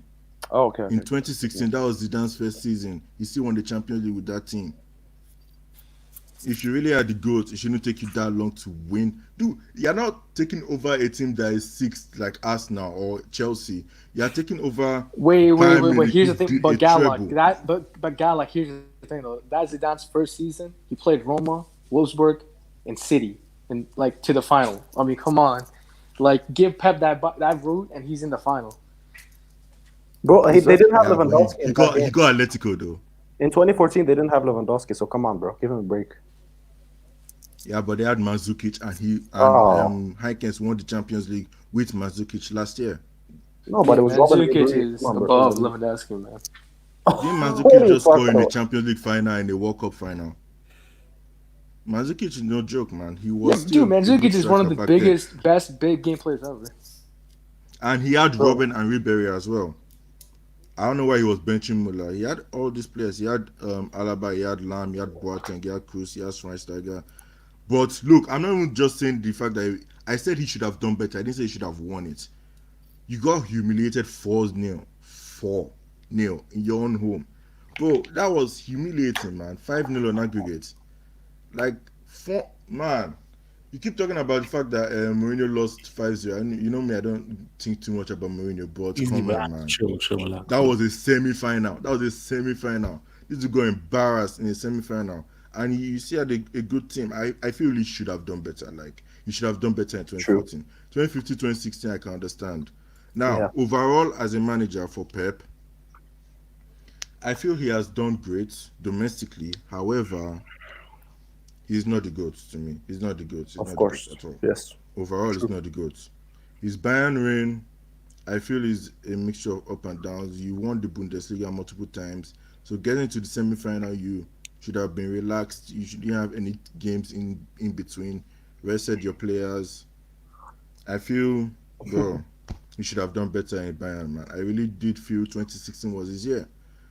Now, I said that Griezmann goal was offside, true, but at the same time, I do feel with the team he had with Douglas Costa and the rest, he really should have done better. It was a very good team. I feel he would have won that final, man. I feel he would have won that final. Okay. So yeah, that's my Bayern. Let me bring you by Red. So Red, your thoughts on Pep's Bayern's reign? Reds. Okay. FG. Okay. I mean, look, I'll be honest. When Pep first left Bayern, I was like, okay, this dude failed, but honestly, he didn't fail. He was like, he underperformed. That's what I would say. Because let's be honest, that 2014 season, that against Madrid, okay, that Madrid team was better than that Bayern team, and that was Madrid's year. But I don't think he should have lost 5-0. At least lose on a reasonable score. I mean, 4-0 at the Allianz. That's pretty embarrassing. And then 2015, look, that Bayern team was all injured. I don't even blame the guy for not winning that Champions League that season. But 2016, that was the perfect year for him to win that Champions League. Because that first leg against Atletico, he got the entire tactics wrong. That Bayern performance was in that first leg. They were like stagnant the whole game. And they lost to a Saul like solo amazing run. Like, come on, like, and their best chance, I don't even think they had one shot on target. Like, their best chance came from a Douglas Costa, or no, David Alba, like a shot from the halfway line. That was their best chance of the game. So tactically, he got the first leg wrong against Diego Simeone. In the second leg, like, Bayern destroyed them. Like, I was lost for words when Bayern couldn't beat Atletico in that second leg. Like, they should have went through. And, like, granted, Thomas Muller missed that penalty, like that, but that, like, even though he missed that penalty, Bayern were playing so good, like, they should have went through. So I feel like Pep's overall reign at Bayern, it wasn't not a failure, but like, he underperformed. And plus, you can't expect the guy to win a Champions League in 3 years. Like, maybe if he stayed for another year, he could have. Like, don't forget, Heinkes in 2012, he was actually about to leave in 2012 season, but he actually stayed for another season, and then they won that Champions League. So maybe if he stayed for another year, he could have won it. Yeah, so that's my take. Good job. Or your boy. One more thing. One guy was actually criticizing Heinkens for 2018. Yeah, please don't do that. I'm begging you, don't do that, okay? Because if you remember that game well, it was Ulreich mistakes and Rafinha mistake that made Real Madrid score. Bayern were the better team that 2018. Plus, that was not exactly his team. Okay? So please don't criticize Heinkens for that 2018. He did his best, man. This dude came back. No one's criticizing Heinkens. Okay, we're just showing we're talking about before I go to Hazem, guys, remember, like the vid. It doesn't cost you anything. Support what we're doing. Hit the like button. It only takes you a few seconds. Hit the like button. Let us go over 100 likes on this bad boy. Hit the like button. Smash like button. Hit that like button, guys. Support your boy. All right, Hazem, speak on it. Look, man, Lewandowski. Guardiola. Wait, do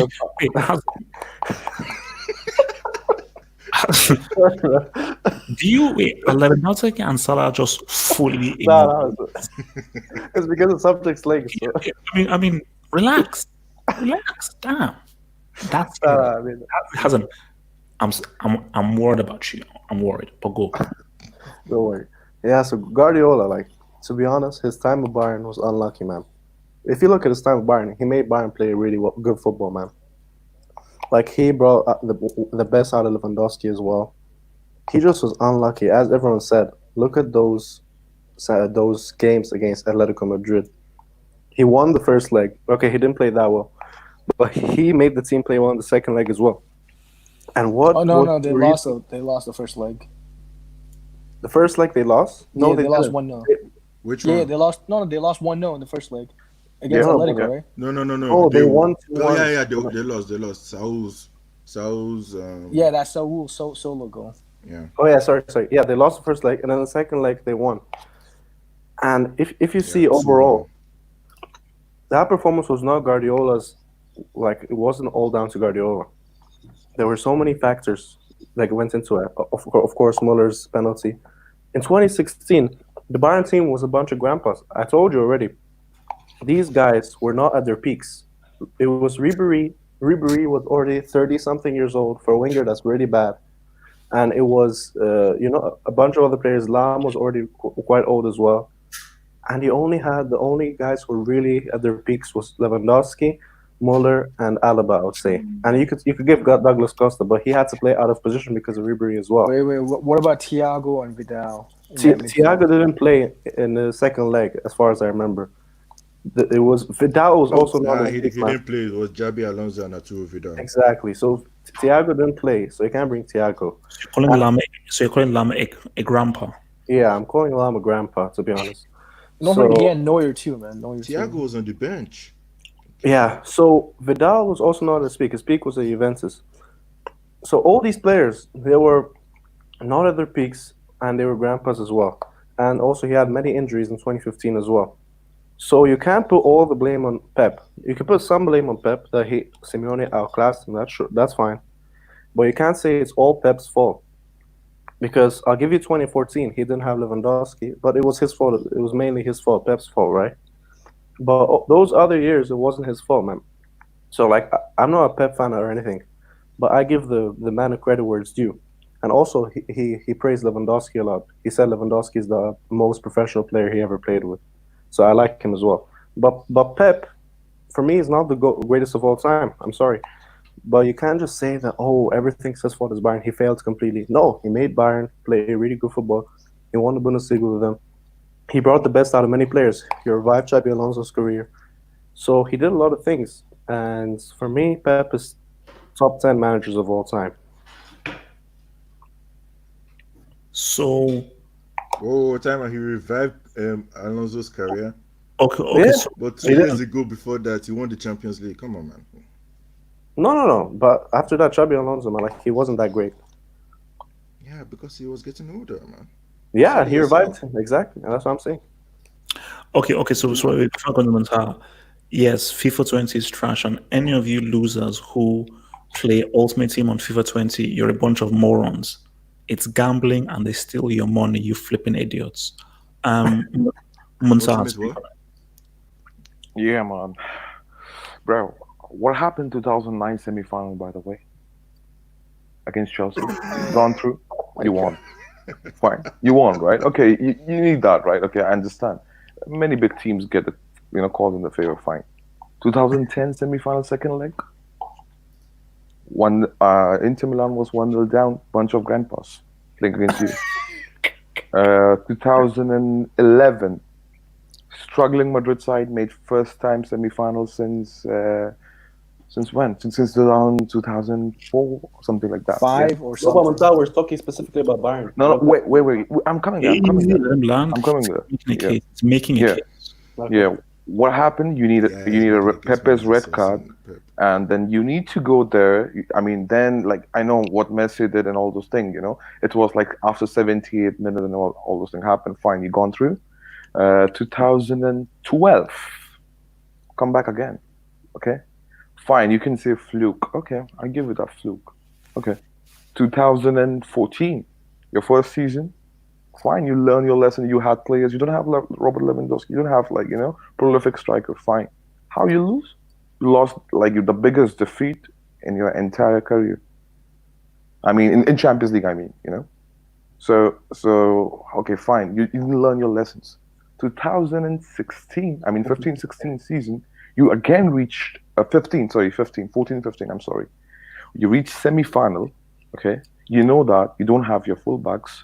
You know that your team is, like having injuries. You have an injury issue, and pretty much in the first half, Neuer made 3 saves, saved your ass. You realize that, oh, your tactics were not spot on. Fine. Still, you're playing highline. I mean, what kind of tactician you are? I mean, bro, like, come on. I mean, you cannot give me excuse of that. Oh, he has this Finnish player. Oh, he didn't have this peak player. Mourinho did. Not gonna lie, man. Okay, Mourinho did at some point as well. But Inter Milan, I can use the Mourinho excuse of Porto as well. If that's the case, then, you know, I can use so many excuses of other managers as well. But like that's not how it works, because you had the top 3 team in the world. Okay, you're not number 1. You're not number 2. You're number 3. Fine, but still you're top 3 team in the world. Atleti, you pretty much underestimated Atletico next season immediately. Wait. Let me talk with the Barcelona game. Till 72nd minute, it was 0-0 on Camp Nou. I can see the panic, in the Barcelona players. Still, you're playing with Haaland.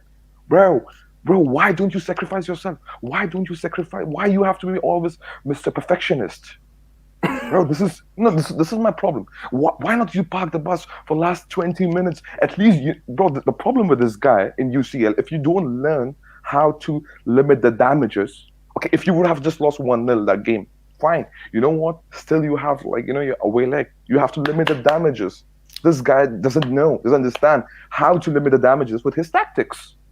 Or if he knows that, he's stubborn then. And how should I consider him as a GOAT's argument? Fine. In the second leg, Bayern won. Okay, it's 3-2, but Barcelona won 3-0 in that game. Messi ripped you apart. Neymar ripped you apart. Come on. Let's go to 16 season. You came to 16 season. Okay, fine. Again, you had a season where you were struggling and everything. But which team you faced? You faced Juventus. I can make the same excuse for Juventus. Oh, they didn't have that great player, but still. That Juventus is a good team. They beat Juventus, right? They face Benfica, okay, in quarterfinal, right? How, bro? Do you know that they lost to Benfica? I believe. So they drew to Benfica in the second leg because of Pep Guardiola's tactique again, because he was playing super high line with that squad. What happened immediately in the next game? The next round, the semi-final. You completely underestimated Atleti. You didn't give them respect. Come on, man. That's not how you play against Atleti, Highliner and all. You know that they are kind of team was super pragmatic. They know how to take they're opportunistic team. People put you, some of the fanboys of yours, they say, oh, it's goal or he's top 3, top 2 manager cannot understand this. People will make Bayern Munich is a weak team, but still top 3 team in the world football back in those days. How can you deny that? How can you even beat Athletic? Fine. Second leg. Okay? Second leg, you did everything, but already damage was done, man. So for me, look, man, I'm saying this guy, the problem with this guy, he keeps on making excuses. Even in Man City, he has super great squad, and he said, oh, we are still not ready. Oh, we lack something, We lack this, come on. Bro, that team is ready, okay? Look, the way you played in the first leg, Bernabeu, you beat us.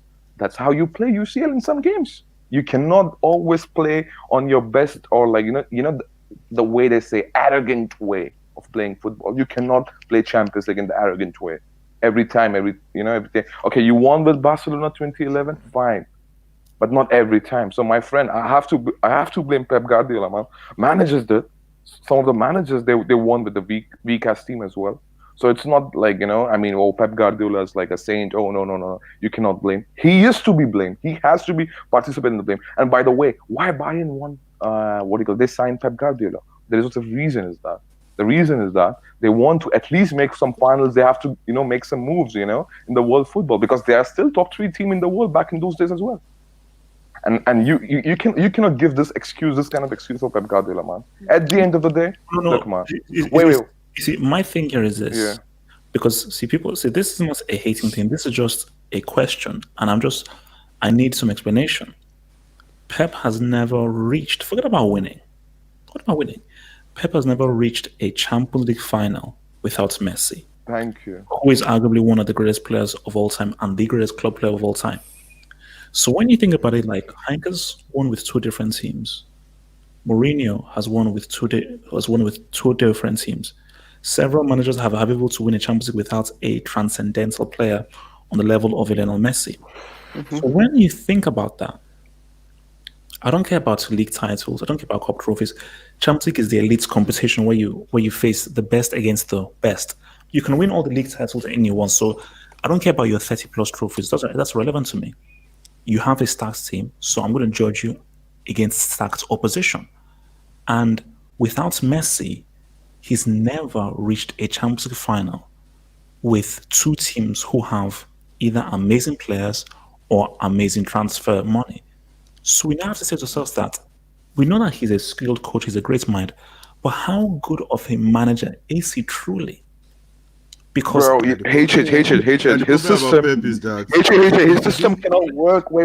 His system cannot work in Champions League, and he should have understand back in 2015, bro. But he's still adamant. He's still doing the same, yeah. Yes, I'm sorry, bro. For you, he's not top 10. No, he is. Bro. The Of course question, he's top. right, bro. Some of the chats, right? Yeah, The fanboys, top 10, like, wait. Some of the fanboys in this chat, right? They'll say top 3. You know, of what do you call No. I agree. Bro, It's not look at top the chat, bro. Let me tell you. My Some God. of the comes in this chat, bro. Like, you know, not gonna lie, man. Bro, listen, man. No. But you If Pep wasn't arrogant, I don't even think this would be that much of a problem. Because of that silly documentary of. No, it's not about the documentary, man. Wait. It's not I just about the destroy documentary, football. bro. Look, I'll tell you, the football he plays, right? Not every team can adapt. Not every player can adapt, and it's so difficult.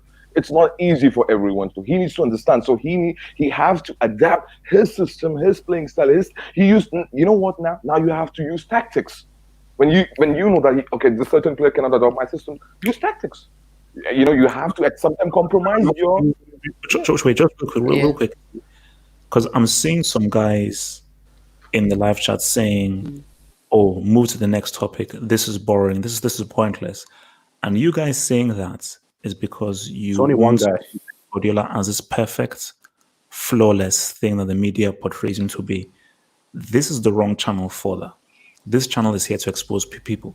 People will attack me for that, and I'm here to defend that. People will call Arman a bomb. I'm here to defend him. We are here to attack no one is flawless here. Cristiano gets Messi gets pimped.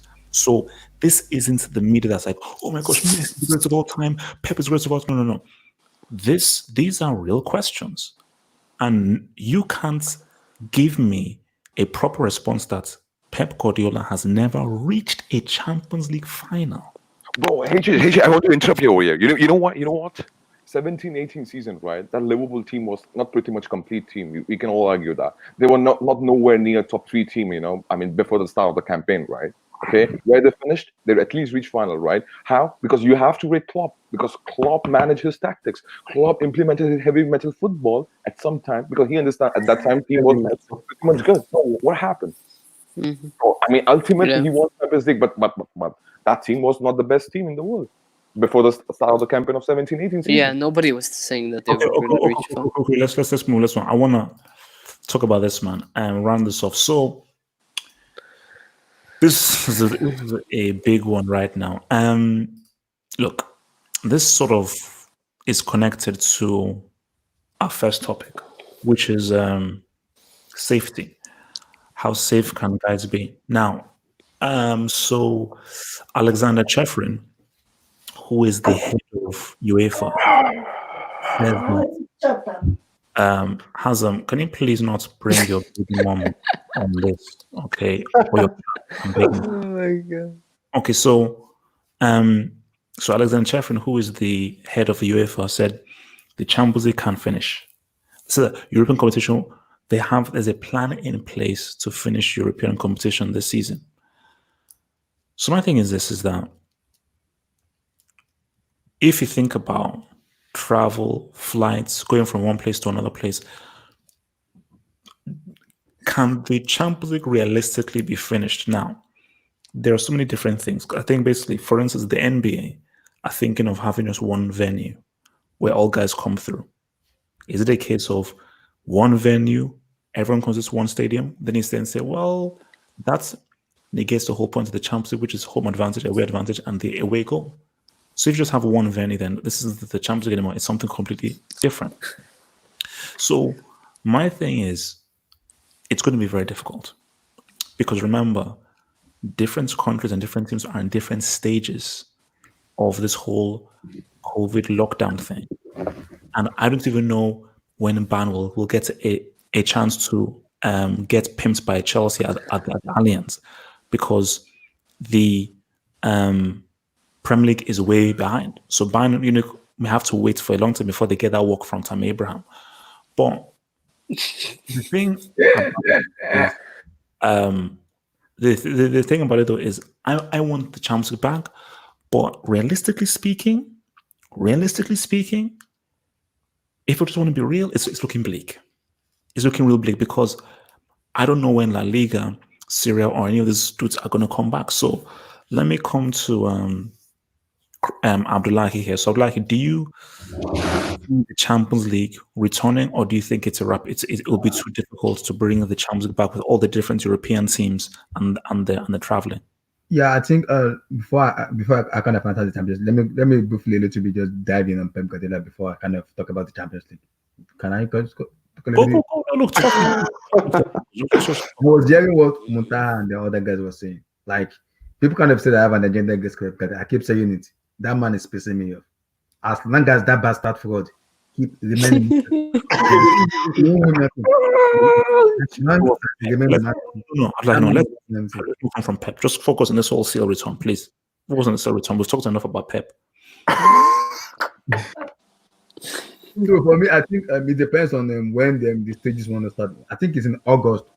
For me, I think it's a little bit safe because it's in August. The Champions League is going to be in August, so it's a little bit safe for them to play it in August because the pandemic is going to be a little bit like lesser in August than it is right now. So I think it's coming down at the moment. So once we kind of begin the June, July, August, the pandemic will be a little bit kind of deep down, come down a little bit.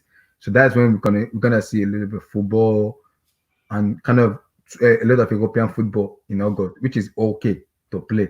For me, but my problem, my worry now is it gonna be in one match like home and away or just one-legged? That is my worry right now. It's gonna be like one-legged tie or just gonna be home and away. Because if you are playing a one-legged tie doesn't fit some team, which I can mention, they're gonna lose easily. They're gonna be out of the equation easily. If you are playing a one-legged tie, e.g., Man City, completely over. So you are playing a one-legged tie. Does it fit one team? I don't think so. You are playing a two-legged tie. It fits one team. It doesn't fit one team. So they need to find a way to fix the Champions League. It's gonna be like home and away. You're gonna play home, the traveling and everything, or it's gonna be just one team. Because what I'm hearing is they're gonna be playing the quarterfinals, the semis, just one-legged. That's stupid. Because you can't play one-legged tie in the quarterfinals and in the semis, just one. Atletico Madrid will defend with their entire life. You won't score one single goal, you will not score. They know how to defend. So you can't. One-legged team doesn't face a team. Bayern Munich can attack. If Bayern Munich with the pick Lewandowski right now playing against Atletico, he will lose. I'm sorry to say, it will be. Bayern will be completely out of the equation because you are playing in defensive. Who knows how to defend and eat on a counter? It's game over for you. Manuel Neuer is not the Manuel we know of now. Of 4 or 5 years ago, Manuel Neuer was for me. Let me say top 5. Right now, Manuel Neuer is top 20 right now. It's not even a Manuel Neuer we know of before. What? So, yes. Top 20. Top 20? Yes. Bro, the season here. Manuel Neuer we know. I'm relax. Yes. No, I'm saying years ago. So if you are playing a one-legged tie right now, so there are some teams that benefit more in the one-legged, and there are some teams that get completely out of the equation at the moment. One-legged isn't Champions League. If it's one-legged, then scrap it. It's not Champions League anymore. Why are they playing it then? Yeah. If it's one-legged, why are they playing it? Why? That's the decision they have to decide. Are we going to play one-legged tie or home and away? That's no, we're not doing one-legged, man. All right. So Syed says the France government said no football till September, and this is where things get difficult. So if UEFA wants this to happen in August, but France have decreed that no one is coming to France to play any flipping away time, then what? I think that means PSG quits or something like that. I don't know. I mean, see, this is where it just gets monkey. Okay, Christ, speak on it. HH, I don't know if you saw this, man, but there's a plan to finish it in like 2 weeks where there would be two-legged ties. But the thing is, man, it's going to work like the World Cup where it's going to be quicker. Like the matches are going to be every 2-3 days. For me, I think it's going to return. I think there's just too much money involved for it not to continue. But I feel like, yeah, man, like the one-legged tie. What about travel? What's that? Sorry. What about the safety and what about travel? I think what they can do, HH, is have like specific planes for like just the whole squad, like they normally would. Make sure to test all the players before they get on the plane, and I think that's how they can do it. But in terms of like what you were saying, the date, yeah, there's like a schedule. I don't know if you saw it on like social media or Twitter or whatever. It tells you like it's going to be 2 legs and it's going to be completed in 2 weeks. Like it's going to be a quicker version. It's going to be quickly like the World Cup is. It's where it's going to be every 1-2 days. Now it's going to be harder because players will be more tired. So there's always that side of the coin. But I think, man, they're at a point where I think there's no other choice because the only way they can really do this is in August because, then at least, the season could end in August and they could at least, start the new season earlier, as early as possible. You know what I mean?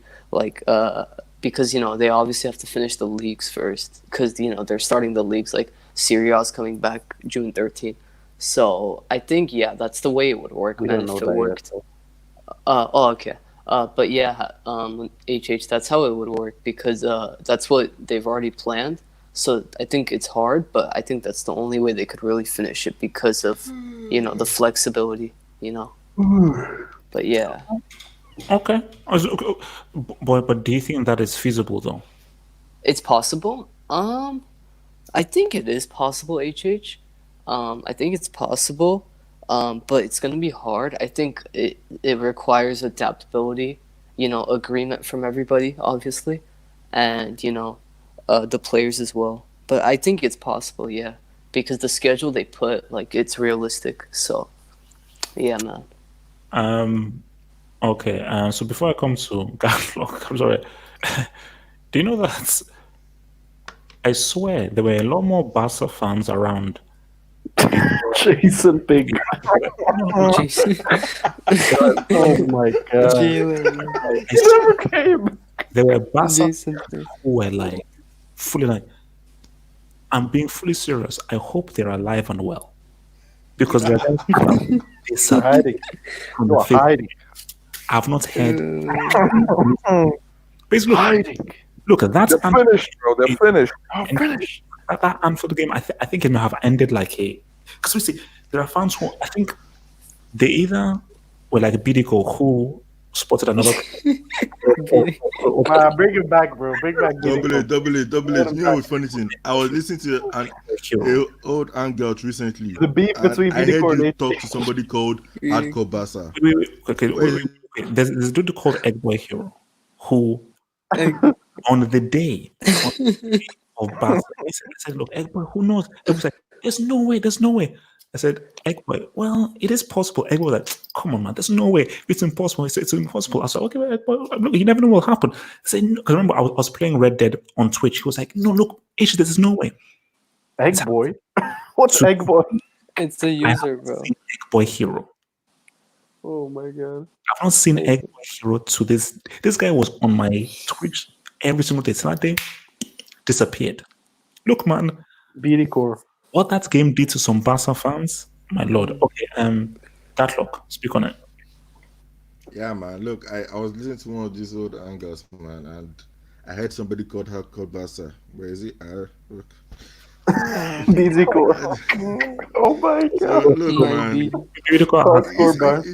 And his own It's funny how when a team literally loses, it just disappear. Hardcore. So you guys saying, oh, hashtag free Bidico. Let me just, it's very clear here. I have no beef towards Bidico, but everyone on both of these hangouts are here to talk about football. So is he in his own way. He's entertaining. Come on. Exactly. No. Bidico is there to promote his brand. No, bro. He actually believes what he says. No, That's no, what he he talks about believes what he he talks says. about Laesi and everything now. Come on. You're not going to come here and just try and act a clown and get reactions while everyone else That's is. actually how he is, bro. This is not That's acting. exactly how it is, bro. So It's literally how he is. it's got annoying, it's got grating, and it's brought down the quality. Okay, what about the Saturday Hangouts? So that's why I just say, look, man, I just think He's it's best entertaining, bro. to advertise. Gatlock, go for it. Entertaining, man. He's entertaining. All right, fine. Yeah, what was it? Oh yeah, CL return. Look, I was okay with the whole one leg at first in a neutral stadium, at first, but now that I think about it, the round of 16 has already been played in this format, in the two-legged format. It won't make sense for them to finish the quarterfinal, semi-final, final win just one leg. It won't make sense for that. They said they're returning in August, right? That's what I hear. That's cool.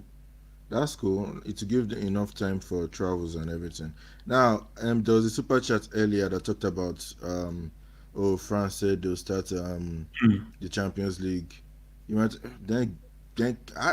who gives a shit about them, man? Like seriously, it's France. Come on. When was the last time a French team actually went into this? Except for Monaco recently. When was the last time a French team actually went to the semi-final, let alone the final, let alone winning it? Like, who gives a shit, man? Like, No, but PSG is there. Come on. You can't who gives just... a shit? Put Dortmund there instead. Like, I really don't give a shit, man. It's like the best team that have been winning for how many years can't pass the quarterfinals. Who gives a shit about France, man? Like, seriously. Come on. Like, What? Forget about them, man. Put Dortmund there instead or something. I don't know. Heck, put Chelsea there. Oh like, my god. Put AC Milan. Come on, guys. If we're giving my it God. up, So you can lose 6 Milan. I mean, if there's a chance. Man, like seriously, I won't lose any winks, man. If PSG or Lyon are not there, I mean, come on, they really make it anyway. So No, but Lyon is winning against Juventus. It's okay, man. They could forfeit, so we could go through. It's fine. Yeah, exactly. Okay, Yeah, okay, you all can right, go through, man. Like seriously, who do you want to see in the quarterfinals, Lyon or Juventus? I mean, come Lyon. on. I want to say Lyon, to be honest. I hate Juventus. Yeah, but Lyon, where are they in Ligue 1? Like 10th? Who cares about them? They still be Memphis Juventus, before bro. injured. Memphis Look, Depay. Okay. To be wait. fair, if So before France don't want to play, says man, no, look. Of course, starts talking. I wasn't bothered about Billy Cole talking about Jesus. That was not. He just was just a bit, like it just got annoying. He just got very annoying, man. Come on, as if we're not all annoying sometimes. Yeah, but he was just. I think he took it a bit too far. But look, all over. I still love the guy, and good luck on his channel. Before I come to Vance, Nippon Channel says, I wasn't done. easy man. Let me read the chats, man. He says, ask Nippon Shaman, man, we love you, man. We miss you, Nippon, man. Where were you on Saturday, man? You are one of the most famous people in this whole thing. As is underrated. It's one of the sole reasons why Sociedad are in top 4. Yeah. Can I respond to that? Oh, Nippon. I remember Nippon, yeah. Because I know that Sociedad do have some good players. That's where Isaac plays for, isn't it? Alexander Isaac. Yeah, Isaac. Then you have what do you call it? Mikel Oyarzabal. Then you have Zubeldia. Then you have Odegaard. Into the Yeah. Like they have pretty good teams. So it's not just this old Ilara Mendy. That's not true. Okay. So. All right. All right. Yeah, so semi-final. What was I again? Yeah. So Sierra returning in. They need to do it 2 legs. That's what I feel. They need to continue the 2 legs. Yeah. Like I said, nobody gives a shit about France. The rest can continue. Yeah, look, I'll be happy to see the CL back. I really feel this is Bayern's year. I don't know what you're smoking that you gave to everybody. I really don't know what you're smoking, Double H. Like, seriously. Why did you even put your camera off? You want to go and smoke more or something? Like, I don't get it. What? Man, like... I don't think you guys know how much I do each day, man. I'm not a machine, man. Okay. You're Sean versus machine. I'm not a machine. You're not a machine. Vas, speak on it. Look, I don't think Chelsea are doing Speak anything, up. man. I'm Wait, sorry. which specifically, like, is there anything you want me to say about the Champions League? Vas, I mean, talk. I don't really think it's. Honestly, I don't even think it's gonna continue, dude. Like, I mean, it's like, okay, so you're gonna say August, dude. We don't even know what's gonna happen by August, dude. Do we really know what's gonna happen by August? I'm No. gonna take the same skeptical approach I took for the Bundesliga and say, like, might as well cancel this, dude. Like, let's be honest, dude. Nobody has any idea what to do in this case. Like, some people are saying it's gonna be like the matches are gonna be held in neutral locations. Some people are saying like certain countries won't host because the pandemic is too big. And some people are saying like it's gonna be like every 2 to 3 days. Like nobody knows like what the hell is even happening here. So yeah, man, like it might as well just just void the season. I mean, Liverpool fans will be happy after that humiliation. Fix your mic. Fix your mic. At the supposed Wait, Vas, you were sounding very good before. You're sounding class A now. Your mic sounds like if you're literally inside the asshole of a polar bear. So I don't know what happened to the mic. Try and fix that. But go again. Yo, HS, how do you know the asshole of a polar bear, man? Vas, can you please just Vas? This guy's imagination. Yeah, he's been in the Brick Academy. So Dude, you want to know why that? I think I know why that is. It's because it's not the mic, it's the speaker. Actually, it's like the speakers are like very staticky when people talk, and that's why that's actually what you're doing. So wait, no. All you have to do is that you have to just have some distance between you and the mic, and make sure that your speakers are low and not too high. If the distance between you and the mic and your levels are fine, it should be cool. So try now. Okay, how about now? Is it better? Okay, so that's basically what I think. I don't think it's. I just don't think it's gonna happen. Like, I don't think it's gonna happen. That's pretty much all. Okay. Muntaha, speak on it. Yeah, like the Champions League thing, bro. Returning of UCL. Yeah. So, do you see it perhaps oh my God, do you perhaps see it's retiring or not? Sorry, come again. Hello. So, before I come to you, put China in the Brick Academy. They are currently under review. There's an international Brick Academy that exists. The Chinese government are currently under review. I've not yet inducted them in here. Let's see what happens before I induct. Muntaha, do you see a scenario where the Champions League can return? And if it was to return with like one games, would you still like that? Or must it only return in the two-legged manner? How realistic is it to get planes, travel, and so forth happen with things still being kept safe? Bro, this is not realistic, man. I'm not gonna lie, man. Like the way, I mean, the situation is right now. I mean, okay, Bundesliga is back, but we don't know what's going to happen in La Liga or like in Prem or like in Serie A. So we have to still wait.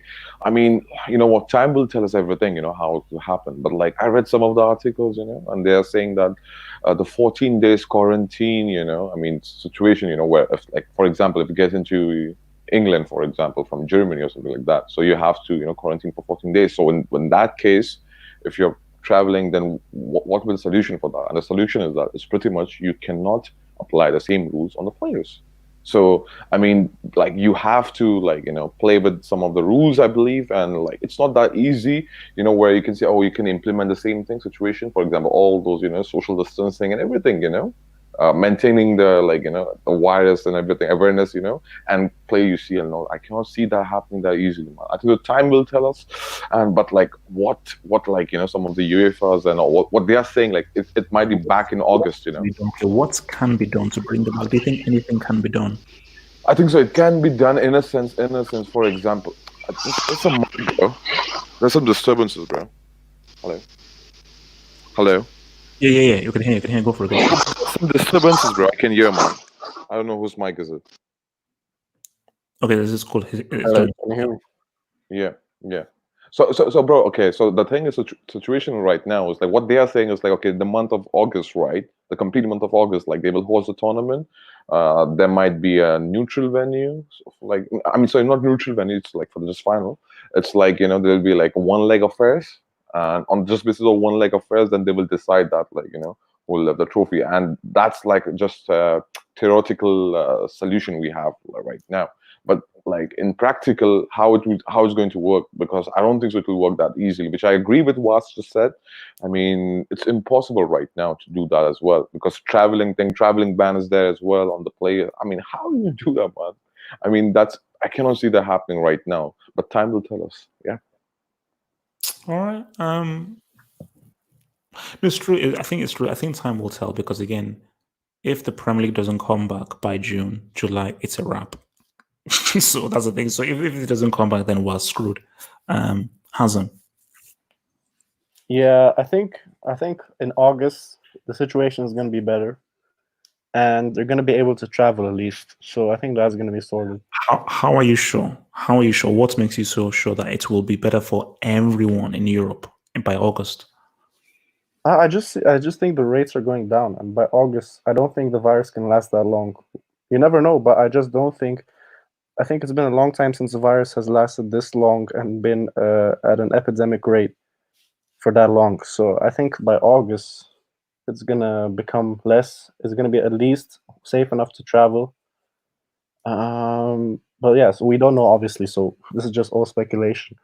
But in August, I think I don't think one leg is. I don't know what's the point of one leg, because you can just do it. Man, it's stupid. Yeah, it's stupid because first of all, it needs to be fair, because if you do one leg, then it's not a full Champions League. It's just half Champions League. It's not. You're not going through all the games as you are before. And if you use the reasoning, that you can't do home and away, you can't enter some countries or something like that. Anyways, like the home and away advantage, first of all, it's not going to be there because the fans probably are not going to be allowed at that time still. So then you can just do 2 legs in a neutral venue. Why do you have to do 1 leg? So just do 2 legs in neutral venue, so it's the same amount of games. And yeah, but I think it's going to come back, to be honest, in August. I think they're going to do it like kind of like someone said before, World Cup format. Like it's going to be one place, and it's going to be like 2 or 3 weeks where all the games are being played. And I think in that way, Yeah. you can contain it quite well, because everyone's in the same place. You can control everyone's movements, like in the camps and everything all around, and you can all regulate it quite well. So 1, 2, 3, we're done. We're with these 2 weeks. It's not just one venue. Sorry. So it's in just one venue, so you can regulate teams, or No, not one venue. I mean one location, like one. Like in Istanbul, for example. Like yeah, or a city or country, like World Cup or Euros, where where They can everyone's put it in camp is. Russia. I think that's where the final is anyway. Yeah, you know where everyone's No, camp it's in is, so Istanbul. you can regulate everything. So you're not going in and out of the country. Everyone's in the same country. So yeah, I think that will be quite good to regulate, and it will be done over 2 or 3 weeks. So then, no. I think see, the key thing is where we're at. If come end of July, no flights are still happening, no travel is still happening, and there's still travel restrictions, which there may be, then maybe what Hassan is saying has to happen. But if we're now traveling, we're now moving, then maybe that is a possibility of having that happening, man. So, but like I have a problem with you. Can I just ask you a question? Yeah, like the thing is what, like, I mean, you're telling to scrap the tournament, right? If you cannot like play 2 legs of it, right? And UCL, fine, I can understand your footballing argument, bro. But it's something better than nothing, bro. Like you have to understand as well. Like the situation is so difficult for the big clubs, even they're losing. So, like the financially they're impacted, bro. And like I mean, if they why don't play, 1 leg, bro? Why 1 leg? Why not 2 legs? I mean, bro, the 2 leg thing. Like the problem is that like the games would be like every 2 days or 3 days. So still like it's like pretty much long time. I mean, it's not long time. For UCL games, I believe. Team will get fatigue, and if with this situation, right, if leagues are allowed, for example, La Liga started, resumed playing the games, or for example, what's the name, Bundesliga started, Serie A and Prem, right? By the end of July, team would be like, oh my god, okay, we have played so many games right now, 10, 12 games, in 2 months, and then another like how many games, 7, 8 games, teams have to play. I mean, that's too much, bro. So I think so. It's better to play 1 leg than making it too Yeah. late of right now. The situation is so difficult that it's better rather than scrapping, bro. Because look, ultimately, it's 1 month tournament. Then you have to think about the next season as well. Then you have to see about the transfer windows as well. And many situations are there, you know. So it's better to play one leg, bro. And you know, it's not better. Okay, we can have a, for example, Hazem, we can have a conversation where, oh, you don't have that much bragging rights. Oh, you want this, you see it. I understand where we're coming from. Yeah. You know, but still, it's better than nothing. Okay. Look, man. I say, look. I mean, we have to just see how things goes because I'm conflicted.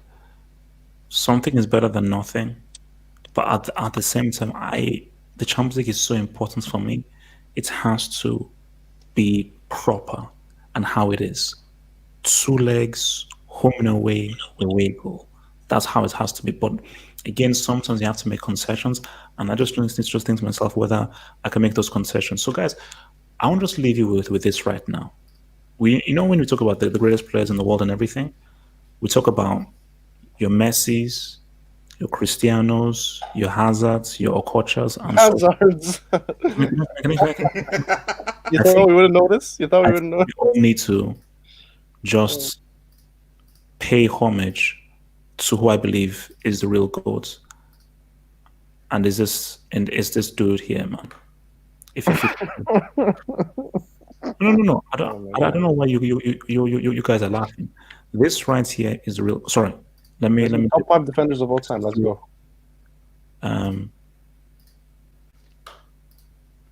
That's Haaland in 10 years. What's up, bro? Top 5 defenders of all time. Yeah, man. He should, bro. This is the perfect way to end. You can have your Messi Cristiano thing. This is the GOAT. Look at that face. Look at that body. Look at his eyes. This is a goal scorer. When Jimmy Jones, we salute you. We salute you, Jimmy Jones. You got the GOAT. Guys, peace, stay true, and we'll see you guys next week on. We're doing top 5, bro. Become a Football Hut member and gain access to cool emojis on the live streams, Bro, I thought and we were get gonna do access top to 5 new defenders of all YouTube time. content by clicking the join button here. Yo. Can you hear And me? to view that new content, head over to the YouTube Hello? channel homepage and click on the community tab over here. Top 5.